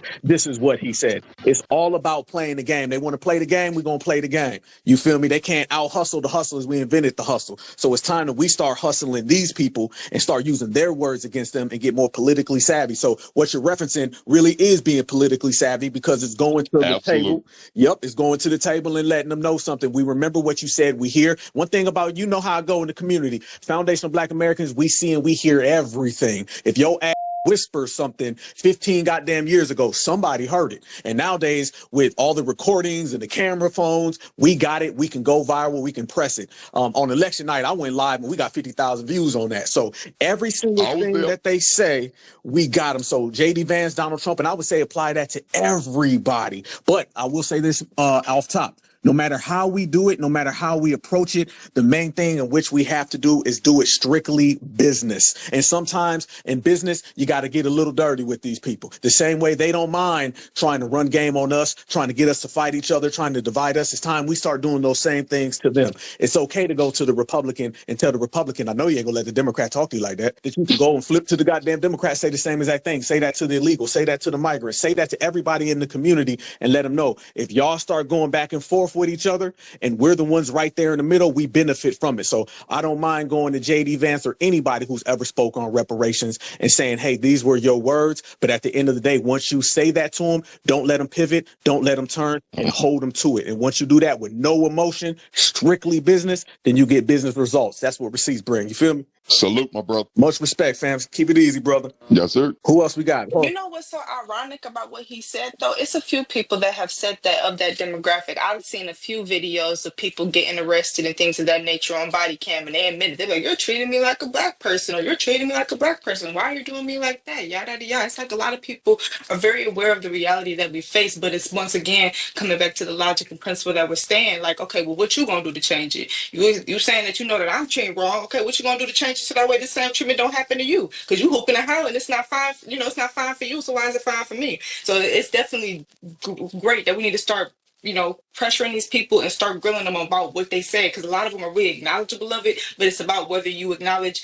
that and then change it. Absolutely. Let me add to what you just said right there. How you just said that is exactly how you change it. You tell them, well, hold on now. That's what you just said. What you mean by it? And when they start doing the yep, could be, would be, kind of like that Karen we had in her earlier. Actually, we had two of them because that one lady wasn't no damn Indian. That was a white woman. Same way that they came in friendly and then we checked them on their own words. And when you can check somebody on their own words, that's very, very powerful. And that's really what we've been doing, family, to everybody listening right now. Let me make this clear. It's not what we need to do.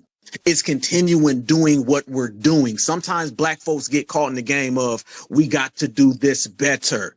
No, we got to continue doing what we're doing and just increase the volume. We already got all the soldiers that we need. We already have the intelligence that we need. All we got to do is just stay course. There's no reason to veer lanes. Don't switch into the next lane. We're in the right path. How do you know? Because look at what we're doing to everybody else. Look at the way the world is operating. So we good where we are. All we got to do is drop that goddamn top back, put that goddamn pedal to the metal, all gas, no brakes, hand on the steering wheel, do that goddamn lean, and we be good. That's why foundational black Americans are winning right now. And holding everybody to what they say is the main thing you can do in applying pressure. And that's why everybody's under pressure, because we're applying it. We ain't sitting on the sidelines. We in the middle of the field. And it's Super Bowl season, so you know we winning. So shout out to that, brother. Shout out to you for what you're saying. And you're right. Every time somebody comes around and they start talking about like a black person, we understand that they need us to bring some legitimacy to whatever they're trying to use.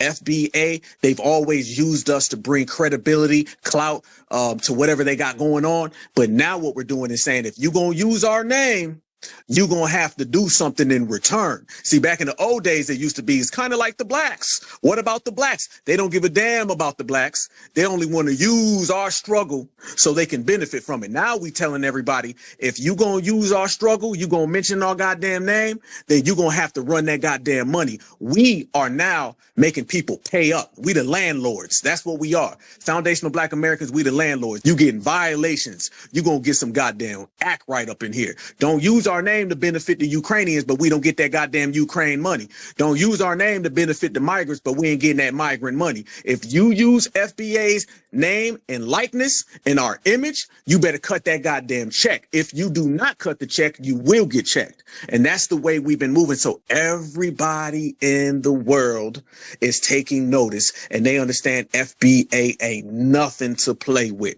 We are determined and more focused than ever. And we're doing it with a passion and with an energy that quite frankly has never been seen before. Nobody's ever seen this. This is the reparations generation. And we going around and we fixing every goddamn thing. All right. Yeah, I'm new to the space. I've been a fan of Tariq, but yeah, I'm all for reparations. But I feel like we also should get free education too. I feel like y'all sleeping on that because every time they bring it up to Tariq, he be like, "Well, we'll worry about that later." But I feel like that's important because I think that we need to be more in STEM, and that would prepare us for the future or whatever. Because you never know. I just feel like that's important, and I feel like we don't talk about that enough. All right, I'm gonna go down. I actually agree with that. I think that when we say reparations across the board, we're not just cash. It starts with the check. It starts with cash payments, but we also talk about an anti-black hate crime bill. We also talk about land allotments. We also talk about free schooling. And again, like I mentioned earlier, tax-free status. We should not be taxed. So I do think that schooling is important. The one thing I don't want us to get lost upon is I'm someone that's actually college educated. Okay, not to say that there's something wrong with it or not wrong with it, but what I'm saying is in my career and my success that I've had so far in my life, it didn't necessarily come from my college degree. You understand? So you can educate yourself, which we need to start doing. We need to start educating ourselves, but we shouldn't just depend on schools to educate us. Yes, schooling is very important. You should go to school, you should go to college, great. But don't think that because you're going to college that you're going to succeed in life, because that does not mean that. So again, I am when I graduated, but at the same time, I don't contribute my success just to my degree. No. Because again, you can go to a school, you can get a degree, and now you could be overqualified for the damn job, quote unquote, which doesn't really make sense. You're either underqualified or overqualified. And I'm at a position where I am employed. I'm at a position that I hire people in. And sometimes, and not sometimes, a lot of times we go off of experience way more than just a piece of paper that's a degree. So, but schooling is very important. Yes, we should get free schooling. Yes, I don't disagree. Yes. But I don't want us to get caught up on, because what they'll say is, hey, you don't need cash payments. How about no college tuition? That's not, no, that's a deal breaker. So I don't want us to get caught up on that. I know that's not where you're going, brother, but I know if you definitely say you're familiar with Tariq, so I know he's talked to Vlad TV about that, because Vlad TV throws that out a lot. How about we give them free college? No, that's not going to work. So again, I know that's not where you're going with it, but let the supremacists tell it, and they'll agree with that. No cash, just free schooling, and Fuck that. that's a Give me no. my money. I want the same thing. Run me my bag. Correct, and I couldn't agree more, brother. Dr. Ray, I'm not even going to attempt to pronounce that. Dr. Ray. Could be a tuna casserole troll. Yeah, can you hear me? Oh, you sound very staticky, brother. Do Sounding you like have on a Starscream headset or from something? Transformers. Yeah, so we are all here talking about the fact of the matter is that there's need for us to be very Hey, cautious brother, of I our don't know if thoughts. you have a headset on or Mr. something, but Antenna on your we can't hear 1970s you. TV. Eric, stop, brother. We can't hear you. You're gonna have to make an adjustment, or we're gonna have to remove you from the stage. Got too much Cheeto residue stains on your fingers. You got to make sure that TV connection straight. Hello, brother. Yes, go ahead. Yeah. So what I'm trying to Go say with it. right now, it's all about you gotta cut me off. My network is causing a problem over here. Brother. I went ahead and removed him. It was a little bit too Yeah. Yeah, much. drop down and get your eagle on, bro. That it wasn't gonna work with you, brother. I'm sorry. All right, let's go to some of the other hands. Let's go. Oh, and I did want to mention, Brother Sage was right on point when he mentioned the degree is, that definitely does not make any kind of a difference. Well, it does make a difference, but in a lot of cases it doesn't. And I can give you example after example of people who I know who have STEM degrees, biomedicine, biomedical science, education degrees. I know people who have cybersecurity certificates, all kinds of things, and they do not give these people jobs, qualified jobs. These people are underemployed. They're working jobs that are way beneath what they're qualified for. So just that's why we don't emphasize the education portion. We may get it, but we don't emphasize it at all, because if we even mention it, that's going to be the one thing they grab. They grab immediately, and everything else will be pushed to the side. So that's why we focus on cash payment, reparations, and then the land and the other things can go on top of that. So just wanted to add that. I think Sister Miriam had her hand up for a while. Let's get Sister Miriam. Thank you, brother. Another brother came up to speak. I think his name was Basketball. You eloquently segued into that and said what I was thinking. And as Brother Black Alpha stated, sometimes there's just where you have to give straightening to these intruders to our spaces. And they started it. They asked for the smoke. So sometimes they have to get checked and corrected. No one's above being, you know, checked, period. And when you come in here with the foolishness and playing around, and we're talking about more serious things, handling FBA freedom business. So when you bring the dodginess and the hidden agendas and the distraction, guess what? You get checked and you get corrected and you get booted, plain and simple. Getting back to the subject at hand, we definitely will stand on the deportation, and we always will and forever will push delineation because it's about protecting our lineage and no one else's. We deserve to be selfish after being so loving and kind and giving and fighting on other people's behalves and their battles and pretty much giving human rights and humility to the world, not only just our own people, but the world. So we deserve to be selfish and, mind our own ship, mind our own lineage, because we will be selfless to one another, but no one else. So, it's an FBA thing and it's all about us, for us, by us, and always will be starting forward. And Brother Alfred, thank you so much when you gave him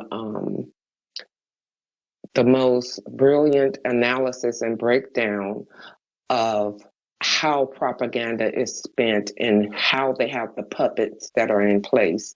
We don't waste time on asking ourselves why they go to these people and like the charlatans of Al Sharpton and all these others, Hughley and all the other nameless tactics, ops, and shields, because we know they are put there to be a distraction and to be an obstacle. We've moved mountains in the last 4, 5, 6 years, especially the last 4. FBA have done the groundwork. We are the workhorse. We plowed the fields and we're reaping the benefits because we sowed the seeds, and we will reap the fruit of our labor. And we will not be deterred. We don't do defeatist attitudes. We are putting our own people in place, and we're moving as we should. And like Brother Alpha say, they all got to bow down and kiss the ring. They're going to come to us because we set the tone. They put their finger on our pulse in order to know which direction to go. We set the tone and we set the agendas, and we're always the one that's right, because we have the fruition and the know-how and the ingenuity and the intellectual prowess and the work ethic and the moral fortitude to do what is best for our lineage. Not only for our lineage, when things are right and best for us, everybody, reap the shine from that, so to speak. So, we're going to keep concentrating on ourselves and pushing forward. So thank you. That's all I have to add. Thank you, Brother. Thank you, sis. Let's go to different. It's on you. Hey guys, what's up? Um, I got a question. I've been thinking about well, it's not thinking. I've been doing research. Well, a little bit. I was trying to see, except the Democrats or the Republic, like kind of form our own party. I was kind of looking into that, or probably most likely see about the Green Party. I don't know if like you guys ever heard of the Green Party. Like I don't know like where they politically stand. Trying to see if maybe we can take over a certain party where we can have our own thing, except us going to the Democrats or the Republicans. Just wanted to get your thought on that. You talking about Jill Stein's Green Party? Is that who runs that? Jill Stein? So, look, Yeah, to answer your question in short form, no. yeah. All right, cool. All right. We do need That's our all I own wanted Green to know. Party, the Green Party for our reparations. That's the only Green Party we need to be thinking about. You know. All right. All right. Yeah, like that's the main thing I wanted to like at least have my own party, like I said, or at least make our own party. See, the problem with Jill Because I Stein know and that that Green Party is that they follow Marianne Williamson's vision on reparations, and we don't adhere to that. So whether it be okay. the Democrats, the Republicans, the Green Party, or whatever party, they need to adhere to the Black Party and exactly what we say. And that's how they have to follow us. We will no longer follow their agenda. We set the agenda and we tell them what it is. And Okay. that's the only issue That's what with the I was Green trying to Party. see if like can have our own party or we could just make our own. So we can eventually start trying to have our own thing where we can try to elect our own people that we pick to run for certain positions in the government. That's why I was asking. But technically, you can do that without a party. You can run independent as well. But you also can put people in strategic places. Or again, look, right now, even today, we are the Democratic base, the Democratic Party's base.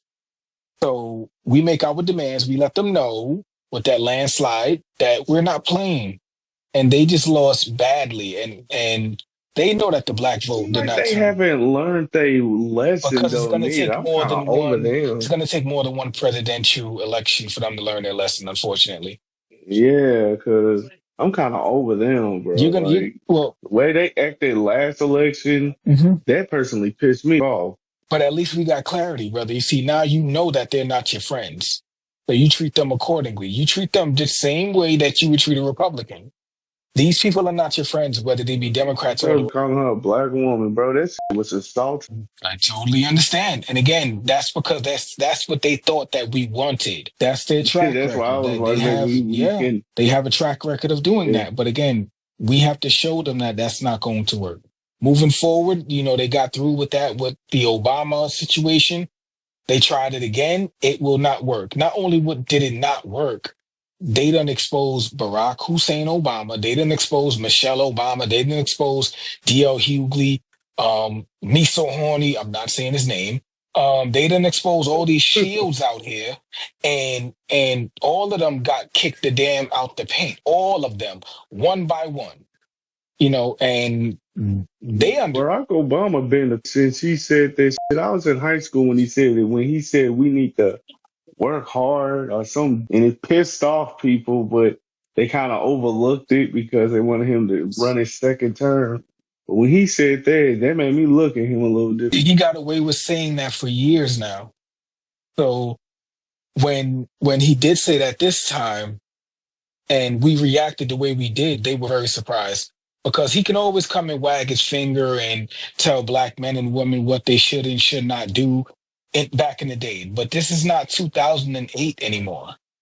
This is not Man, 2009. And they think that we're still living in that time, unfortunately. yeah, and plus, like not only that, it comes to the Democrat Party. They always did some stuff. Just like back, like with our grandparents, they was the ones that passed that hostile laws. I think they was the party that did that. Not only that, I think the Democrats was the one that played a part in making the KKK.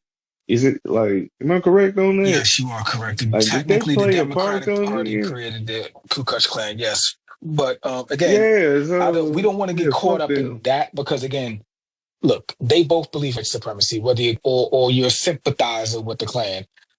Lincoln said that he would have kept slavery intact if he could preserve the Union, but he could not Yeah, preserve the Union while keeping slavery intact. And what he was basically saying with that was that we're getting our ass kicked and I'm gonna need you to help us fight this war. And that's when the Civil War changed and started, and the Union started winning. So again, but Lincoln was a Republican. He was not a Democrat during the time. So yeah. Yes, Was he the first Republican? Like, was he like yes, one who started it? yes. Cause I think before them it was the big wigs, Was the as they Whigs. call 'em. Yeah.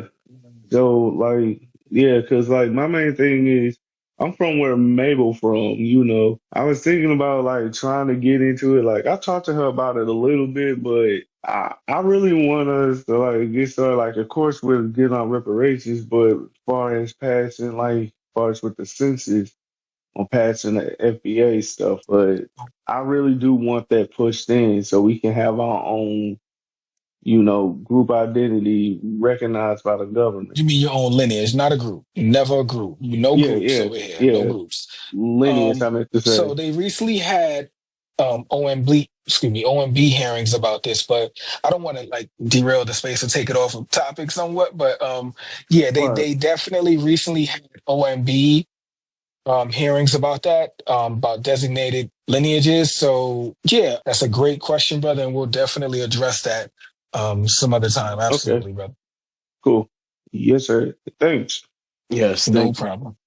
I do want to point out that there are brothers and sisters who work with independent parties. And you have Brother Greg Marcel Dixon. He worked with another party that was an independent party. So there are different options for us. We don't have to go through the quote unquote two-party system. But anyway, Brother Black Alpha, I know it's getting late. Do you want to cut off the hands right now at those who are on the stage? Let that be it, or let me know. Let me know. Absolutely, family. Anybody who wants to come up, please send in your request right now because we'll go ahead and wrap this up after all the speakers speak, but we want to bring in anybody right now. So go ahead and send in your requests right now if you want to speak, and then we're going to keep it brief because I don't want to keep everybody up. I know everybody got their families and whatnot, but let's move through the hands so we can continue this great conversation. By the way, this is definitely classified now as a mega space because we put 400 people in here every time, man. That's what happens when the certified families show up. You know what I'm saying? The cameras show up, man. It's all eyes on us. So let's keep it moving. I do want to get to my brother Eastside as I had him in here earlier and he dropped down, but it ain't a space without my good brother. We've been putting in work for quite some time now. You there, my brother? As a matter of fact, I am, man. How you doing? I'm doing good. I got to give you that OH. Hey, you know how we get down, man. You know it's that Buckeye State. You already know what it is.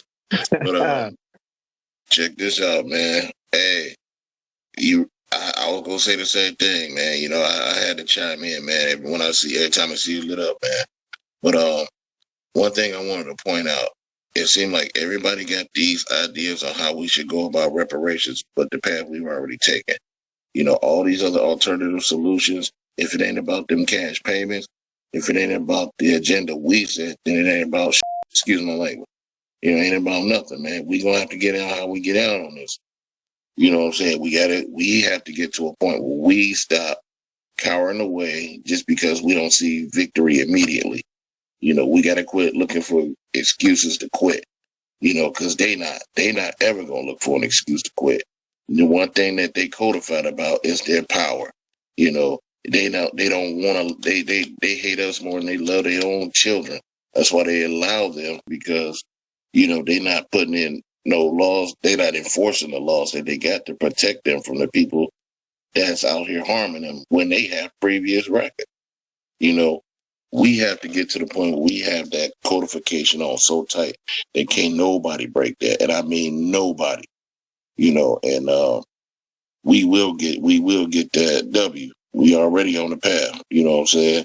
We just gotta stay the course. I'll land there. Shout out Thank to you. my Buckeye brother right there, man. Much respect, family. Go ahead, Black Truth. It's on you, fam. I was just gonna say thank you, and you had some really good points in there. All right, let's go to the next hand. Let's go with Sister Stacy, Miss Stacy. Hey, thank you. How you guys? How y'all doing tonight, everybody, the family? Doing great, family. So, I came in, I just got off work. I feel like I'm always working.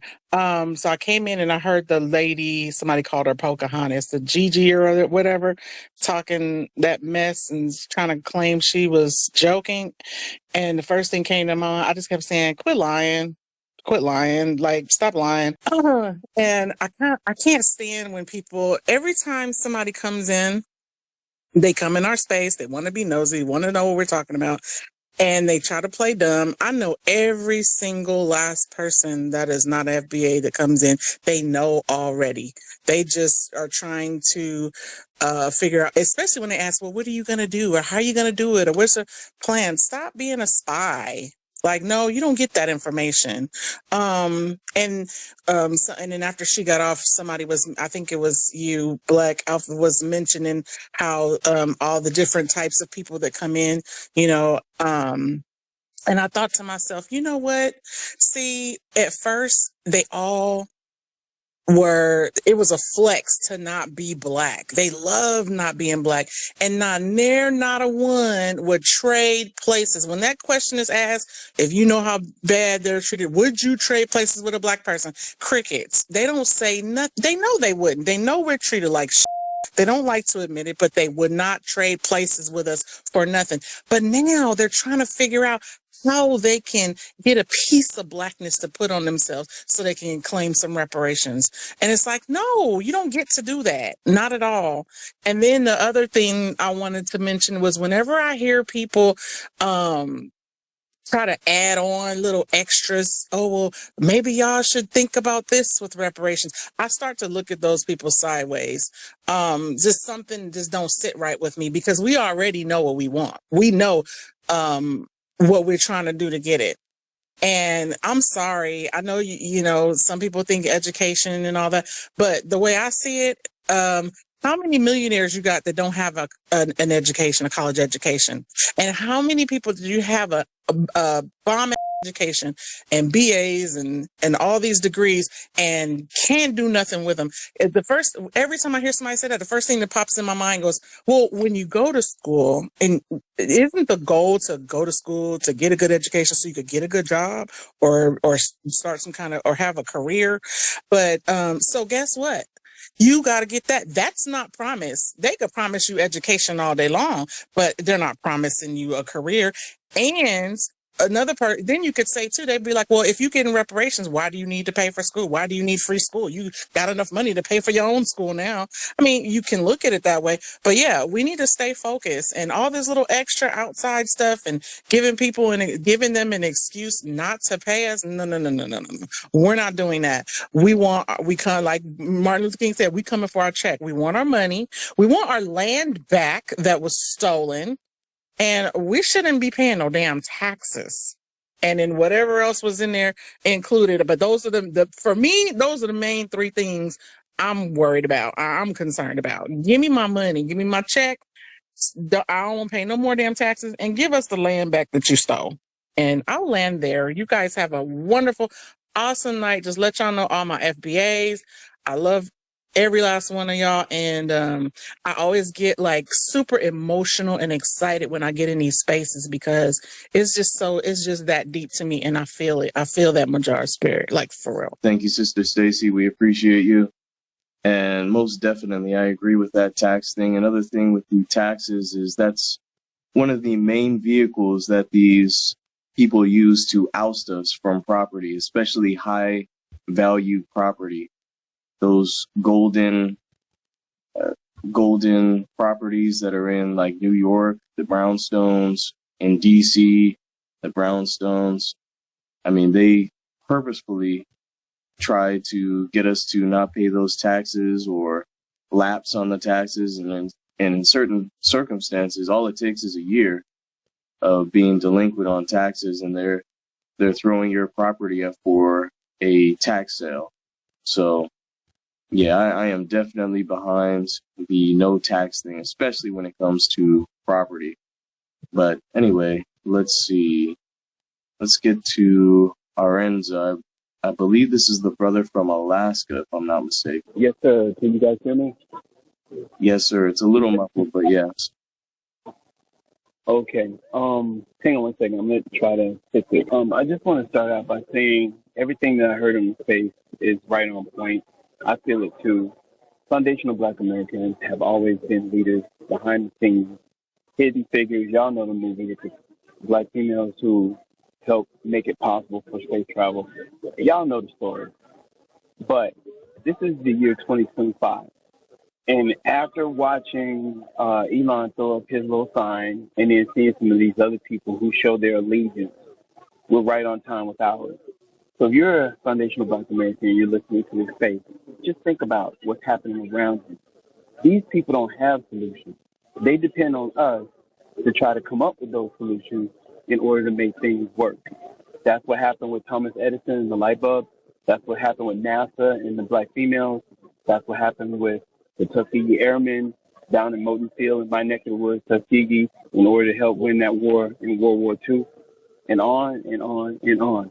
And one of the brothers mentioned something about the Republican Party and their foundation. My family lineage politically goes back to the naming of the Republican Party in Exeter, New Hampshire, and I had the luxury to see that when I went to New Hampshire on my last visit.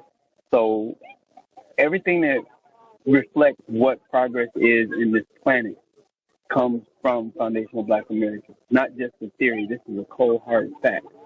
American wealth has been developed from the back of our ancestors through chattel slavery, and we're coming for our check, like Martin Luther King Jr. said. What I wanted to let everybody know was that the solutions that we need not only are going to come from us, but you have to also gatekeep. I was in a space yesterday, and some non-FBA asked me questions, and I gave them references in the form of a video because it's easier for a video to be watched. And do you know they erased it from the Jumbotron? I put it up there, then they turn around and erase it. They don't respect our position. They ask us questions, you give them an answer, and then they turn around and they erase what you gave them as the answer. So that tells me two things. There are people out there who want to define what reparations is for us, but they don't have the right to talk about it because they're not FBA, nor do they have the right to enforce any rules or regulations that reflect our disposition because, number one, they're not in the United States, or even if they were in the United States, they weren't a part of the development against us. And the reason why I'm bringing it up is because when we move forward, they're going to feel it. I'm sure they already feel it because they're trying to dictate what that means in reparations. In terms of our schooling system, we're going to have to do a lot of work to re-engineer what that means by definition. Probably create legislation for all foundational Black Americans that can show proof of their authenticity to go to school for free at these historically Black colleges and universities. As far as political parties are concerned, you could create one and then you could create a separate attachment that allows people who are members of existing parties to be called a part of that party. For example, let's say a party was created called Black First Party of America. And then you have people who are Democrat or Republican that don't want to leave. Well, they can call themselves Black First Republicans, Black First Democrats, Black First Green Party, and so on and so on. But the idea is that they could be a part of the group without necessarily being an integral part of the group itself. You know, if the Republicans can have the Tea Party, I'm sure we can have a Black First Party as a subordinate party that's linked to an existing party. If y'all don't know what I'm talking about, hit me up on DM and I'll give you an example. And if you want, I can run it. Now, let me give you guys my paper. I'm the nation's leader when it comes to gathering signatures to put people and groups and issues on the ballot. I have a nonprofit company called the International League of Signature Gatherers, and I have a for-profit company called the Petition Office, where these issues get on the ballot and we discuss it, and I speak a number of languages. So everything that we need to do is right in our hands. It's just a matter of sitting down and becoming more organized in our tactics and make it work. And by the way, if you're listening to the space and you're not FBA, we don't care. We're moving forward with or without you. You know, I hate to reference DJ Khaled on this, but it was in one of his songs called God Did. Either you win with us or you watch us win. And I'll land my plane. Stay safe out there, brother. Yes, indeed. Let's go to the last person who's new, I believe. Nicole. Can you hear me? Yes, ma'am. Okay, how you doing, Alpha? I am new to your channel, and I'm a little nervous, so take it easy with me, please. Wait a minute now. Are you subscribed to the Black Alpha Network on YouTube? Yeah. All right, I'm never mind. Wait a minute, I follow Tariq, so that's how I know you. I hear y'all all the time. All right, that's my big brother right there. All right, you rocking with the right family. Don't be nervous. You amongst family. Go ahead.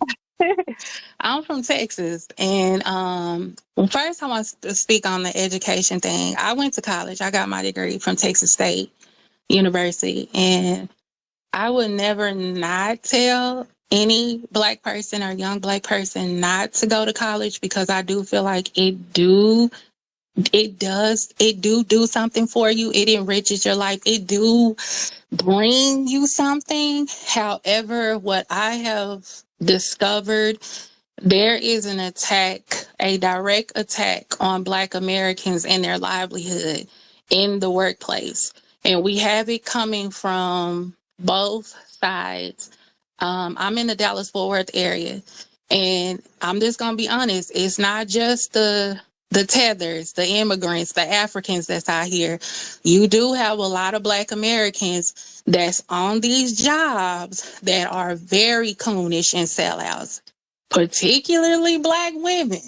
And I ain't gonna lie, I have worked under Black male supervisors, and I have seen more like togetherness. And I've mostly seen it from, I've worked with a brother from Chicago, and then I lived in Detroit. And that's where I really seen where Black people was kind of like more together. Black people was kind of like looking out for each other. But when it comes to Texas and Houston, these are some of the most cutthroat Negroes on the planet. They got this self mentality. I got my house in DeSoto. I got my house in Cedar Hill. I got my house in Mansfield. If you ain't getting it, it's obviously you. It's something that you doing wrong. They will literally work right.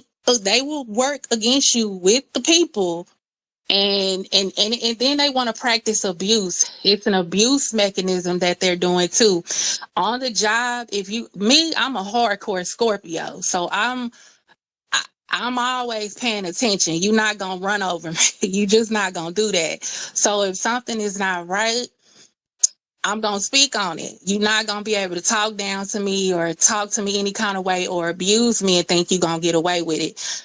I feel that along with reparations and a hate crime bill, we need to focus on getting these at-will laws out of place, because they want to do a lot of shit that's just straight wrong and then fire you. I have been terminated from so many jobs because I just refuse to put up with people's mess. It just do.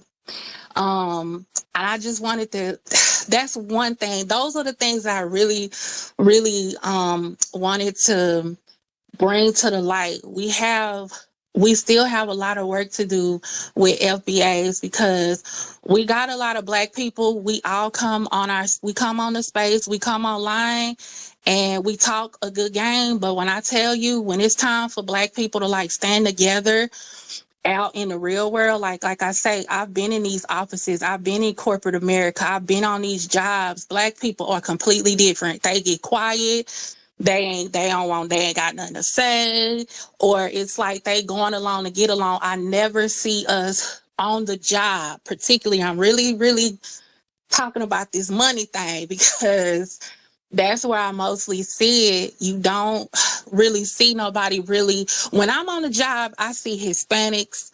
They gonna look out for each other. But Black people is always, well, we gotta have this everybody mentality. It's never a safe haven. Like I said, I only saw it. I only have worked under it when I was under Black men, Black male leadership. And I don't know, Black men, they kind of different. If you cute, you kind of, you can kind of do a little more, but it's not saying that, I'm on the job doing anything. I'm professional always, but I just saw more. I didn't have to worry about nothing. When I was working under, Baron Diggs and Quan from Chicago, and some of the brothers and sisters in Detroit. But I have not experienced that in the state of Texas. I have not. And I really feel like there's still a lot of strength that needs to be built in the Black community when it comes to really, really, really, if you comfortable, I'm just going to say this. If you're comfortable, then you are part of the problem. Because if that means you complicit with everything that's going on. You got that mentality, that me mentality. And a lot of Black people, everybody, as you can see, most of us is bought and paid for. Like, I love DL Hughley at one point. I used to love him, and I finally divorced him like 2 years ago because I saw that.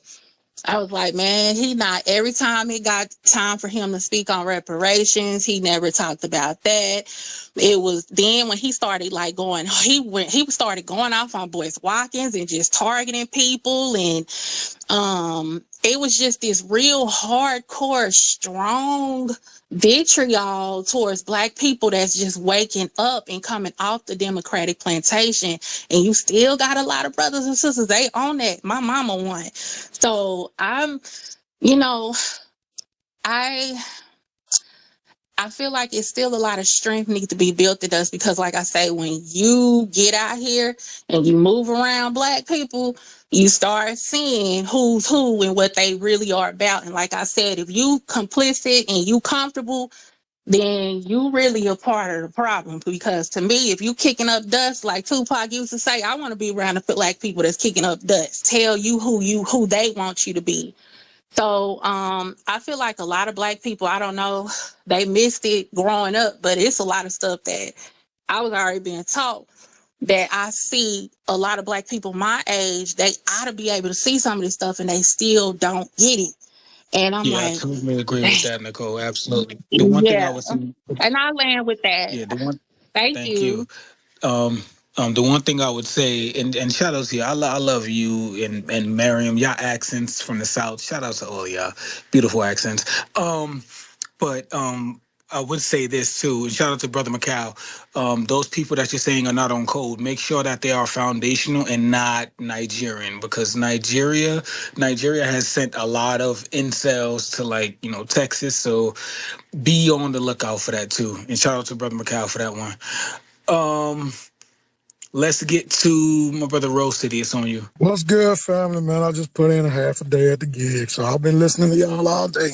Can y'all hear me? Yes, sir. Loud and clear. All right. I'm just going to be real brief because I got to drive to the crib.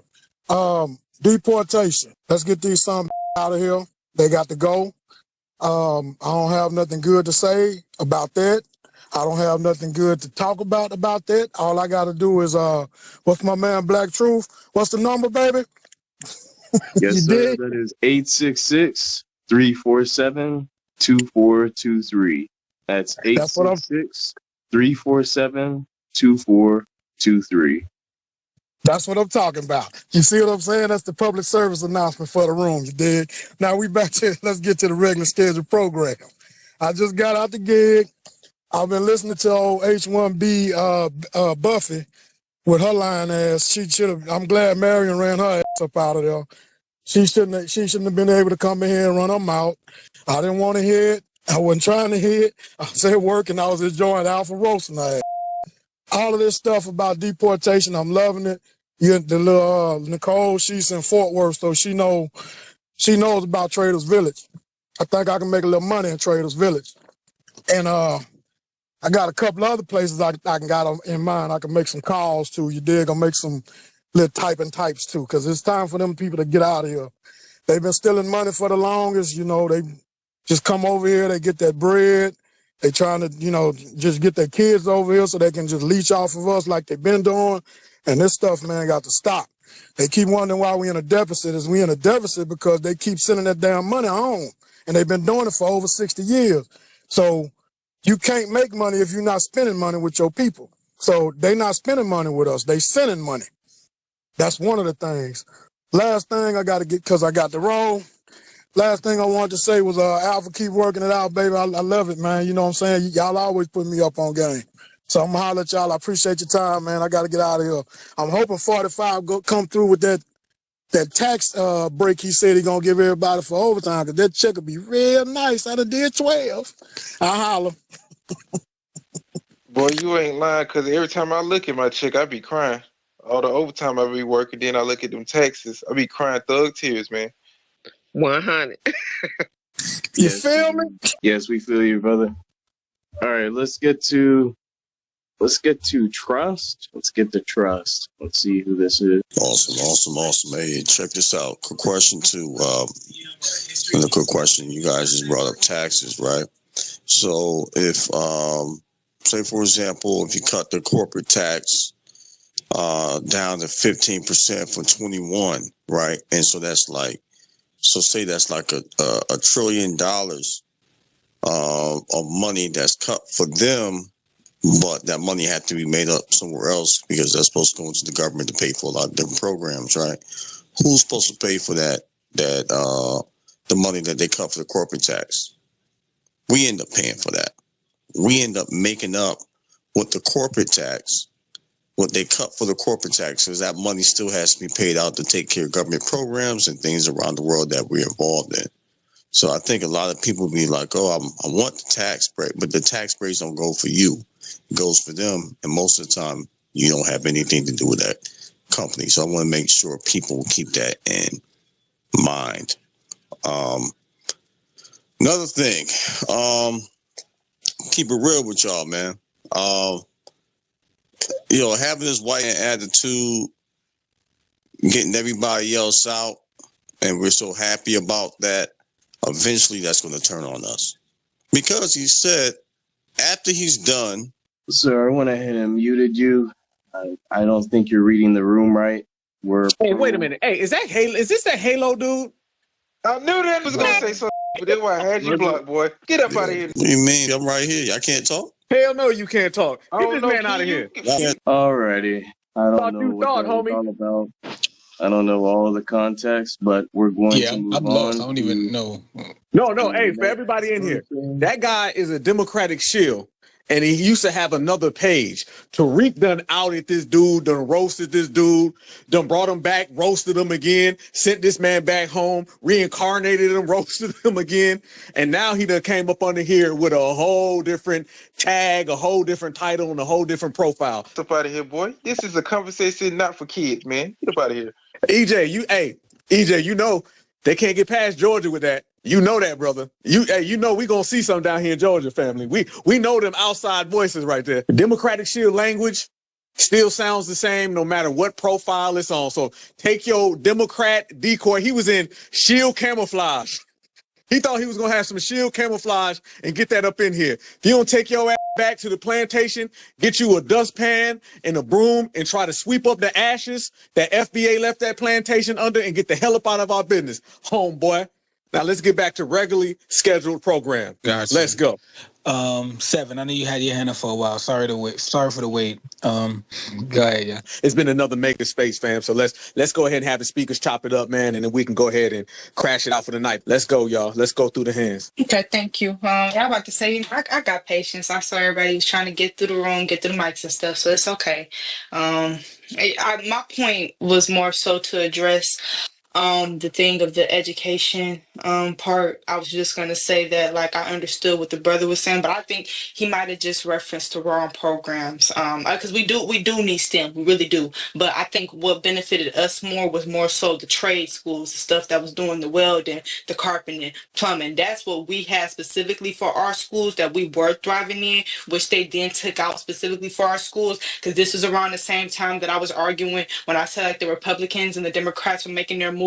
One of their moves to take that out of the program for schools, so that way it then made it harder for black men to provide for their families and stuff like that. They were trying to make it seem like these black men couldn't work, didn't have nothing to come back home to, type thing. Because around this time when we was talking about being a welder, carpenter, plumber, warehouse worker in the 40s, 50s, 60s, 70s, these was that didn't walk across the stage. They didn't have no high school diploma, didn't have no GED, but because they had the school, not the schools, but since they had the skills and necessities to advance themselves and execute certain skills, this is why we were able to have those opportunities. But once they started taking that stuff away, then saying, no, you actually need your high school diploma, or you actually need a GED. Now we're escalating it to an associate's degree. Now we're going from associates to bachelors. Now we're incorporating the stuff of talking about we got to push the college stuff on our kids in the first place, because we were taking the simple stuff to provide for families at a point in time, and we took that away, which is why we even had to look at that avenue of trying to incorporate college and stuff in the first place. So that's why I said I really do get what you were saying from facts, because we did take the programs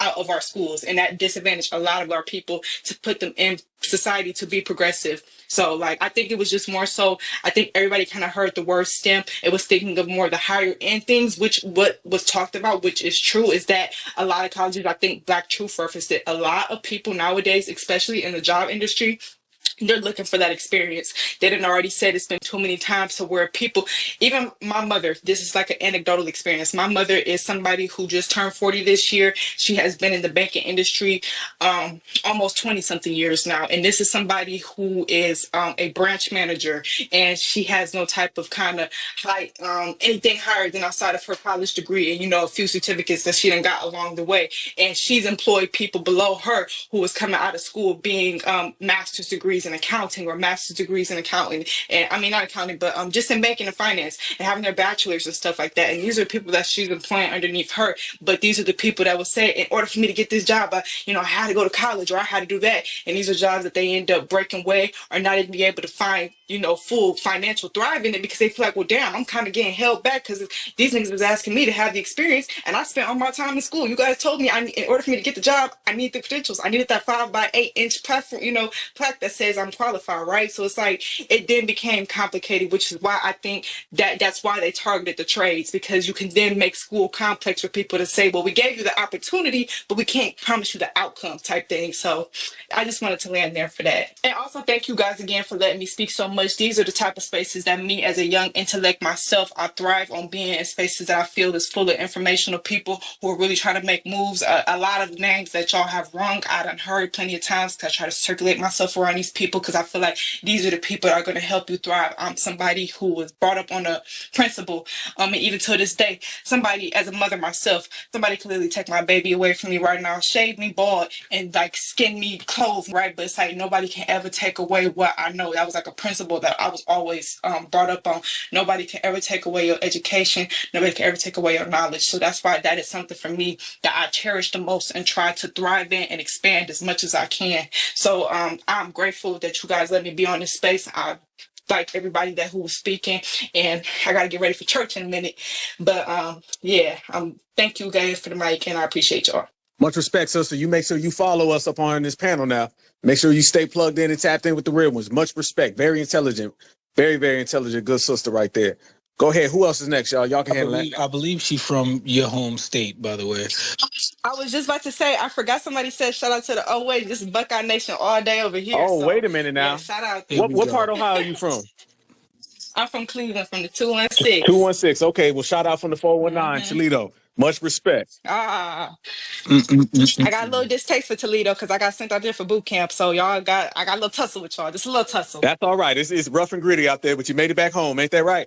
Sure did. All right. Ohio all day. Much respect, my sister. Man, we got Buckeyes in here. We got Georgia and Buckeyes. I'm a happy man today. Yeah, all day, every day. Whatever, man. We're Brook at, man. We're New York, man. Hey, Sage. Yeah. Did you know that the Trump administration, one of the executive orders, he cut all funding to every African and Caribbean country, every country around the world, except for the you already know. Absolutely, yeah. So, I'm aware of that. Yeah, so they scared about that. Now they trying to get foundational Black America to come on their side now, since Trump cut all their foreign aid. Now all these other nations trying to get us, but it's too late for that now. I think that's a good thing. We should not be working as hard and paying our taxes, federal taxes, to be sent out to other countries. I think that they should stay here. I think that we should take care of our elderly, the foundation of Black Americans that came before us, that put down the game and put down the work. They should receive our federal taxes. It should not go to other countries. I don't give a damn what kind of state that they are in. That's their problem. That's not my problem, and my money should not be going towards that. So, yeah. And I'm going to continue to shine the light on a lot of the upcoming brothers and sisters out there who are doing work, man, the same way my brother Tariq shined light on me and gave me a lot of love and allowed me to bless the stage in Washington, D.C., man. I'm going to continue to shine light on everybody else, man. That's how we do it. So y'all make sure y'all follow our brother, because we seen everything that was going on out there with the Black Caucus in California, Gavin Newsom, and those stories kind of just come and then they go. Well, after the cameras quit rolling, them brothers and sisters been out there rolling their own goddamn cameras and still focusing on it and bringing the story. So salute to you, family. Yep, and then also in that jumbotron though, I confronted Assembly Member Isaac Bryan. You had all the California Let's Say Black Caucus members. You had two of them called Sade. She's new. She's not a non-foundational Black American. A new person, Sade. She's Guatemalan and Egyptian. And then you got another person called Kampala. Those are two of the new Assembly members that's part of California Let's Say Black Caucus that officially joined. So they were trying to fearmonger at the 33rd annual summit event. They were trying to fearmonger saying Trump this and that, though, because Trump is going in on the Black Boule class, the Democratic Shield. He said that he's going to put federal charges in all these sanctuary city states, all these sanctuary city mayors and governors. He said he's going to put charges on them and shit. So they real scared of numbers right now. So they messed over their black voting list, though. So we said, y'all on your own. When Trump started putting federal charges on these Democrat Boule, Chuck and Job Shields, they on their own though. So yeah, they real scared and nervous right now though, because we made the Democrat Party crash and burn. I'm glad we did. So they scared. Then on the panel, they were talking about birthright censorship. So they were trying to tie their struggle into our struggle. So I basically shut their whole argument down. Because the 14 member, really, the birthright censorship was meant for foundational Black Americans, people that built this country. It would have meant for people that come from these other countries around the world that have anchor babies, though. So I explained that to them. They got mad. So I said, it is what it is, though. It's a new time in Black America. Much respect, family. Much respect. Certified salute to you, family. I want y'all to notice, man, you got my brother right there out in California running up on these politicians, right? Then way out here on the East Coast, you got my brother Sage running up on politicians. So that's the East Coast and the West Coast and everything in between. And these politicians are having to answer to it. So we not plantation banging out here, y'all. Okay, it ain't about the North versus South, the East versus West. No, it's foundational Black Americans against the world.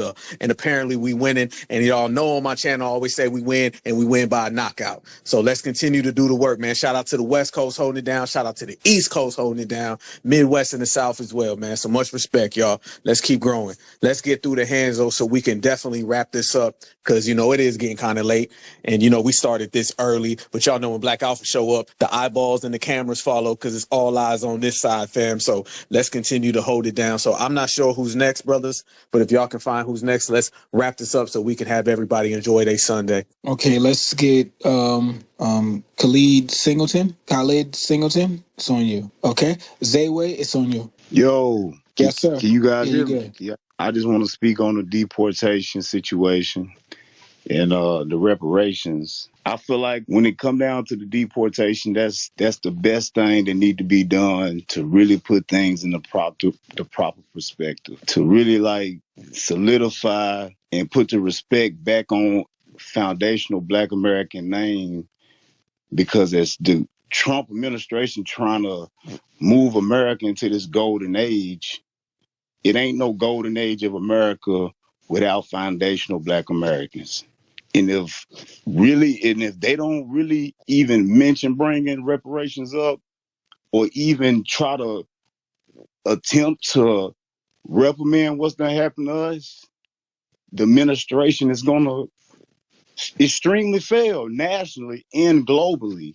Because if I don't know if y'all paid attention to what's going on a global scale, but Trump pretty much just pulled out of the World Economic Forum. So he got bigger issues on a global scale, and they're going to try to undermine his administration. But if he put the reparations on the table, that's going to flip the switch globally.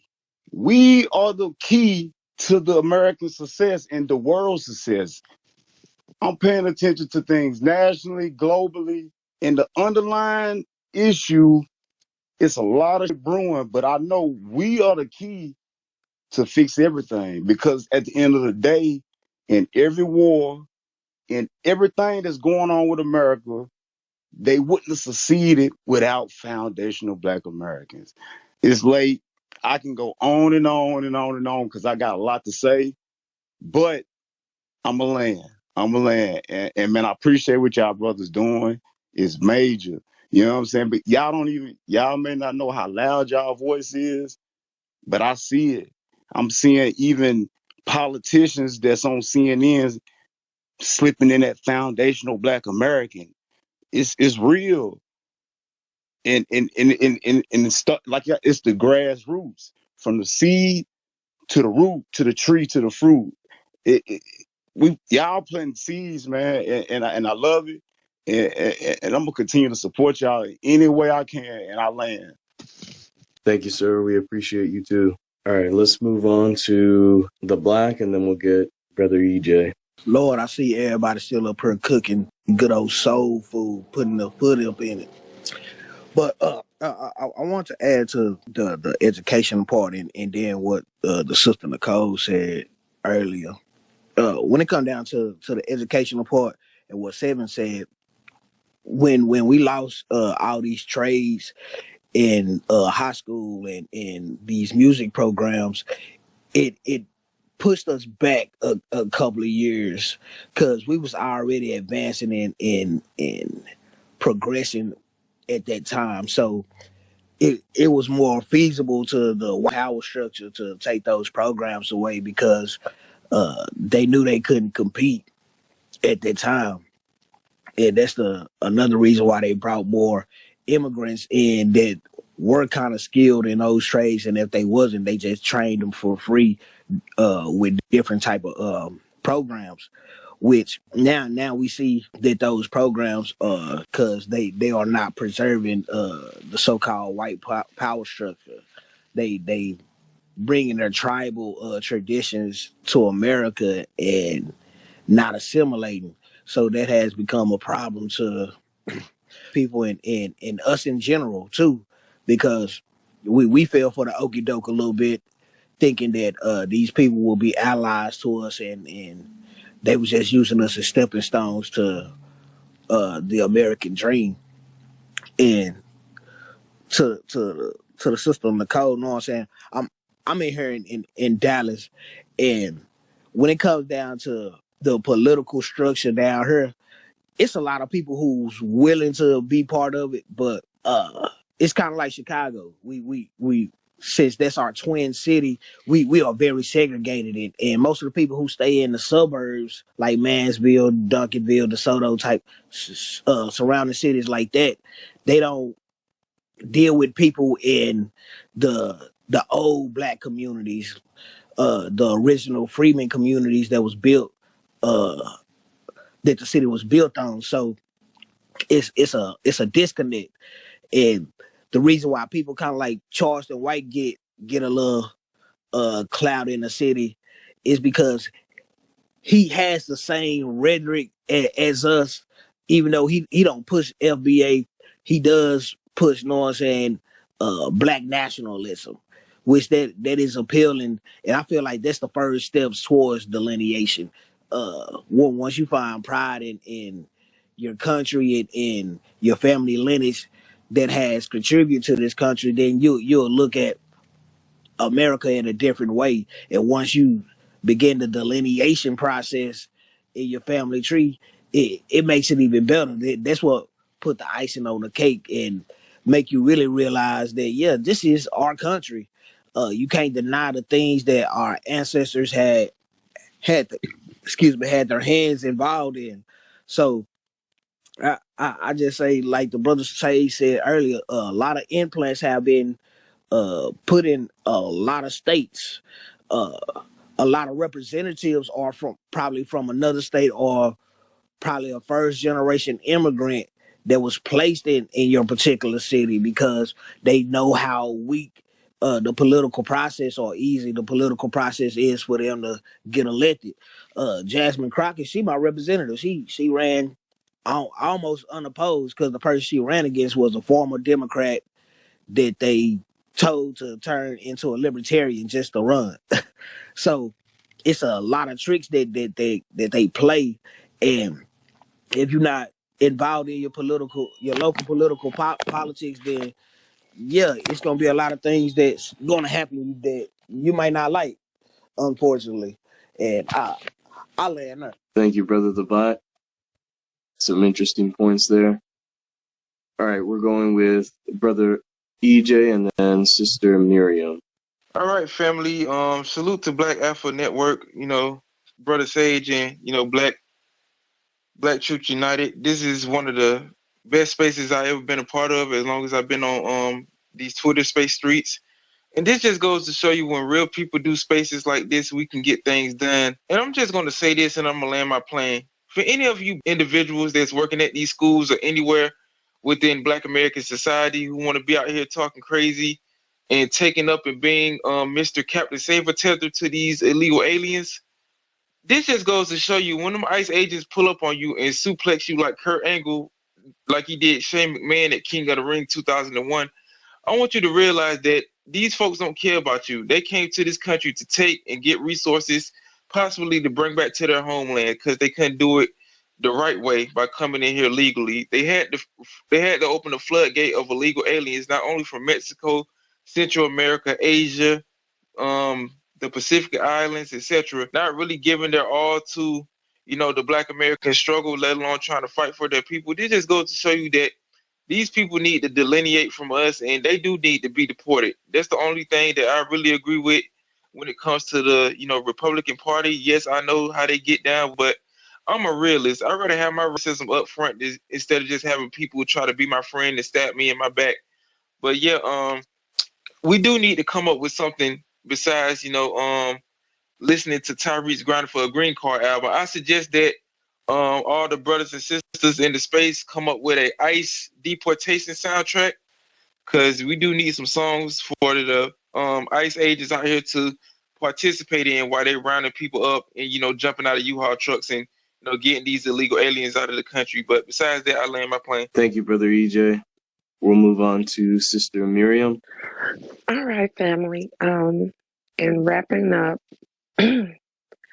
I definitely want to chime in on the education aspect of what we were just discussing, tying it into deportation and delineation. We definitely need to, first of all, get our lineage-based reparations, our anti-FBA Freedmen hate crime bill, our no taxation. Of course, they shall restore and give us back our lands, but if they don't, we can buy land. We definitely need to focus and target our education as well as our taking care of our people. We need our own hospitals, but we want to make sure that we push those type of education. If you're going to get a degree, not to knock a degree, because I have two. I have associates and bachelors, along with other certifications and skill sets. So I'm not knocking education, but this day and age, our most pillars and scholars were not educated people. They possess the skill and or the gift, the gap. Push the fact that we do need to be still writing. So make sure our children are writing, because they've taken that art form away. If you can't sign documents or construct them, then baby, you're a functional illiterate. So we need to educate our children in the things that we know that is relevant and that is needed to nation build with, and to make sure that we have music back into our schools, make sure it's grounded in our FBA lineage, our rich history, as well as making sure that we have the skills put back on the table, because that is the most important.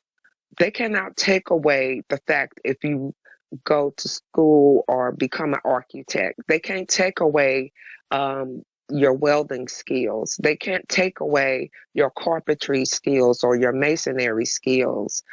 These are things that are needed to build nations, and that we also can make apprenticeship and keep it going and make sure we accreditate and educate and push that skill in our own children, our own people, so that we can employ each other and build up our towns and areas. No matter where we're at, we will always be all over the United States of America, because we are America, and we are the indigenous foundational Black American freedmen of America, the original indigenous people of America.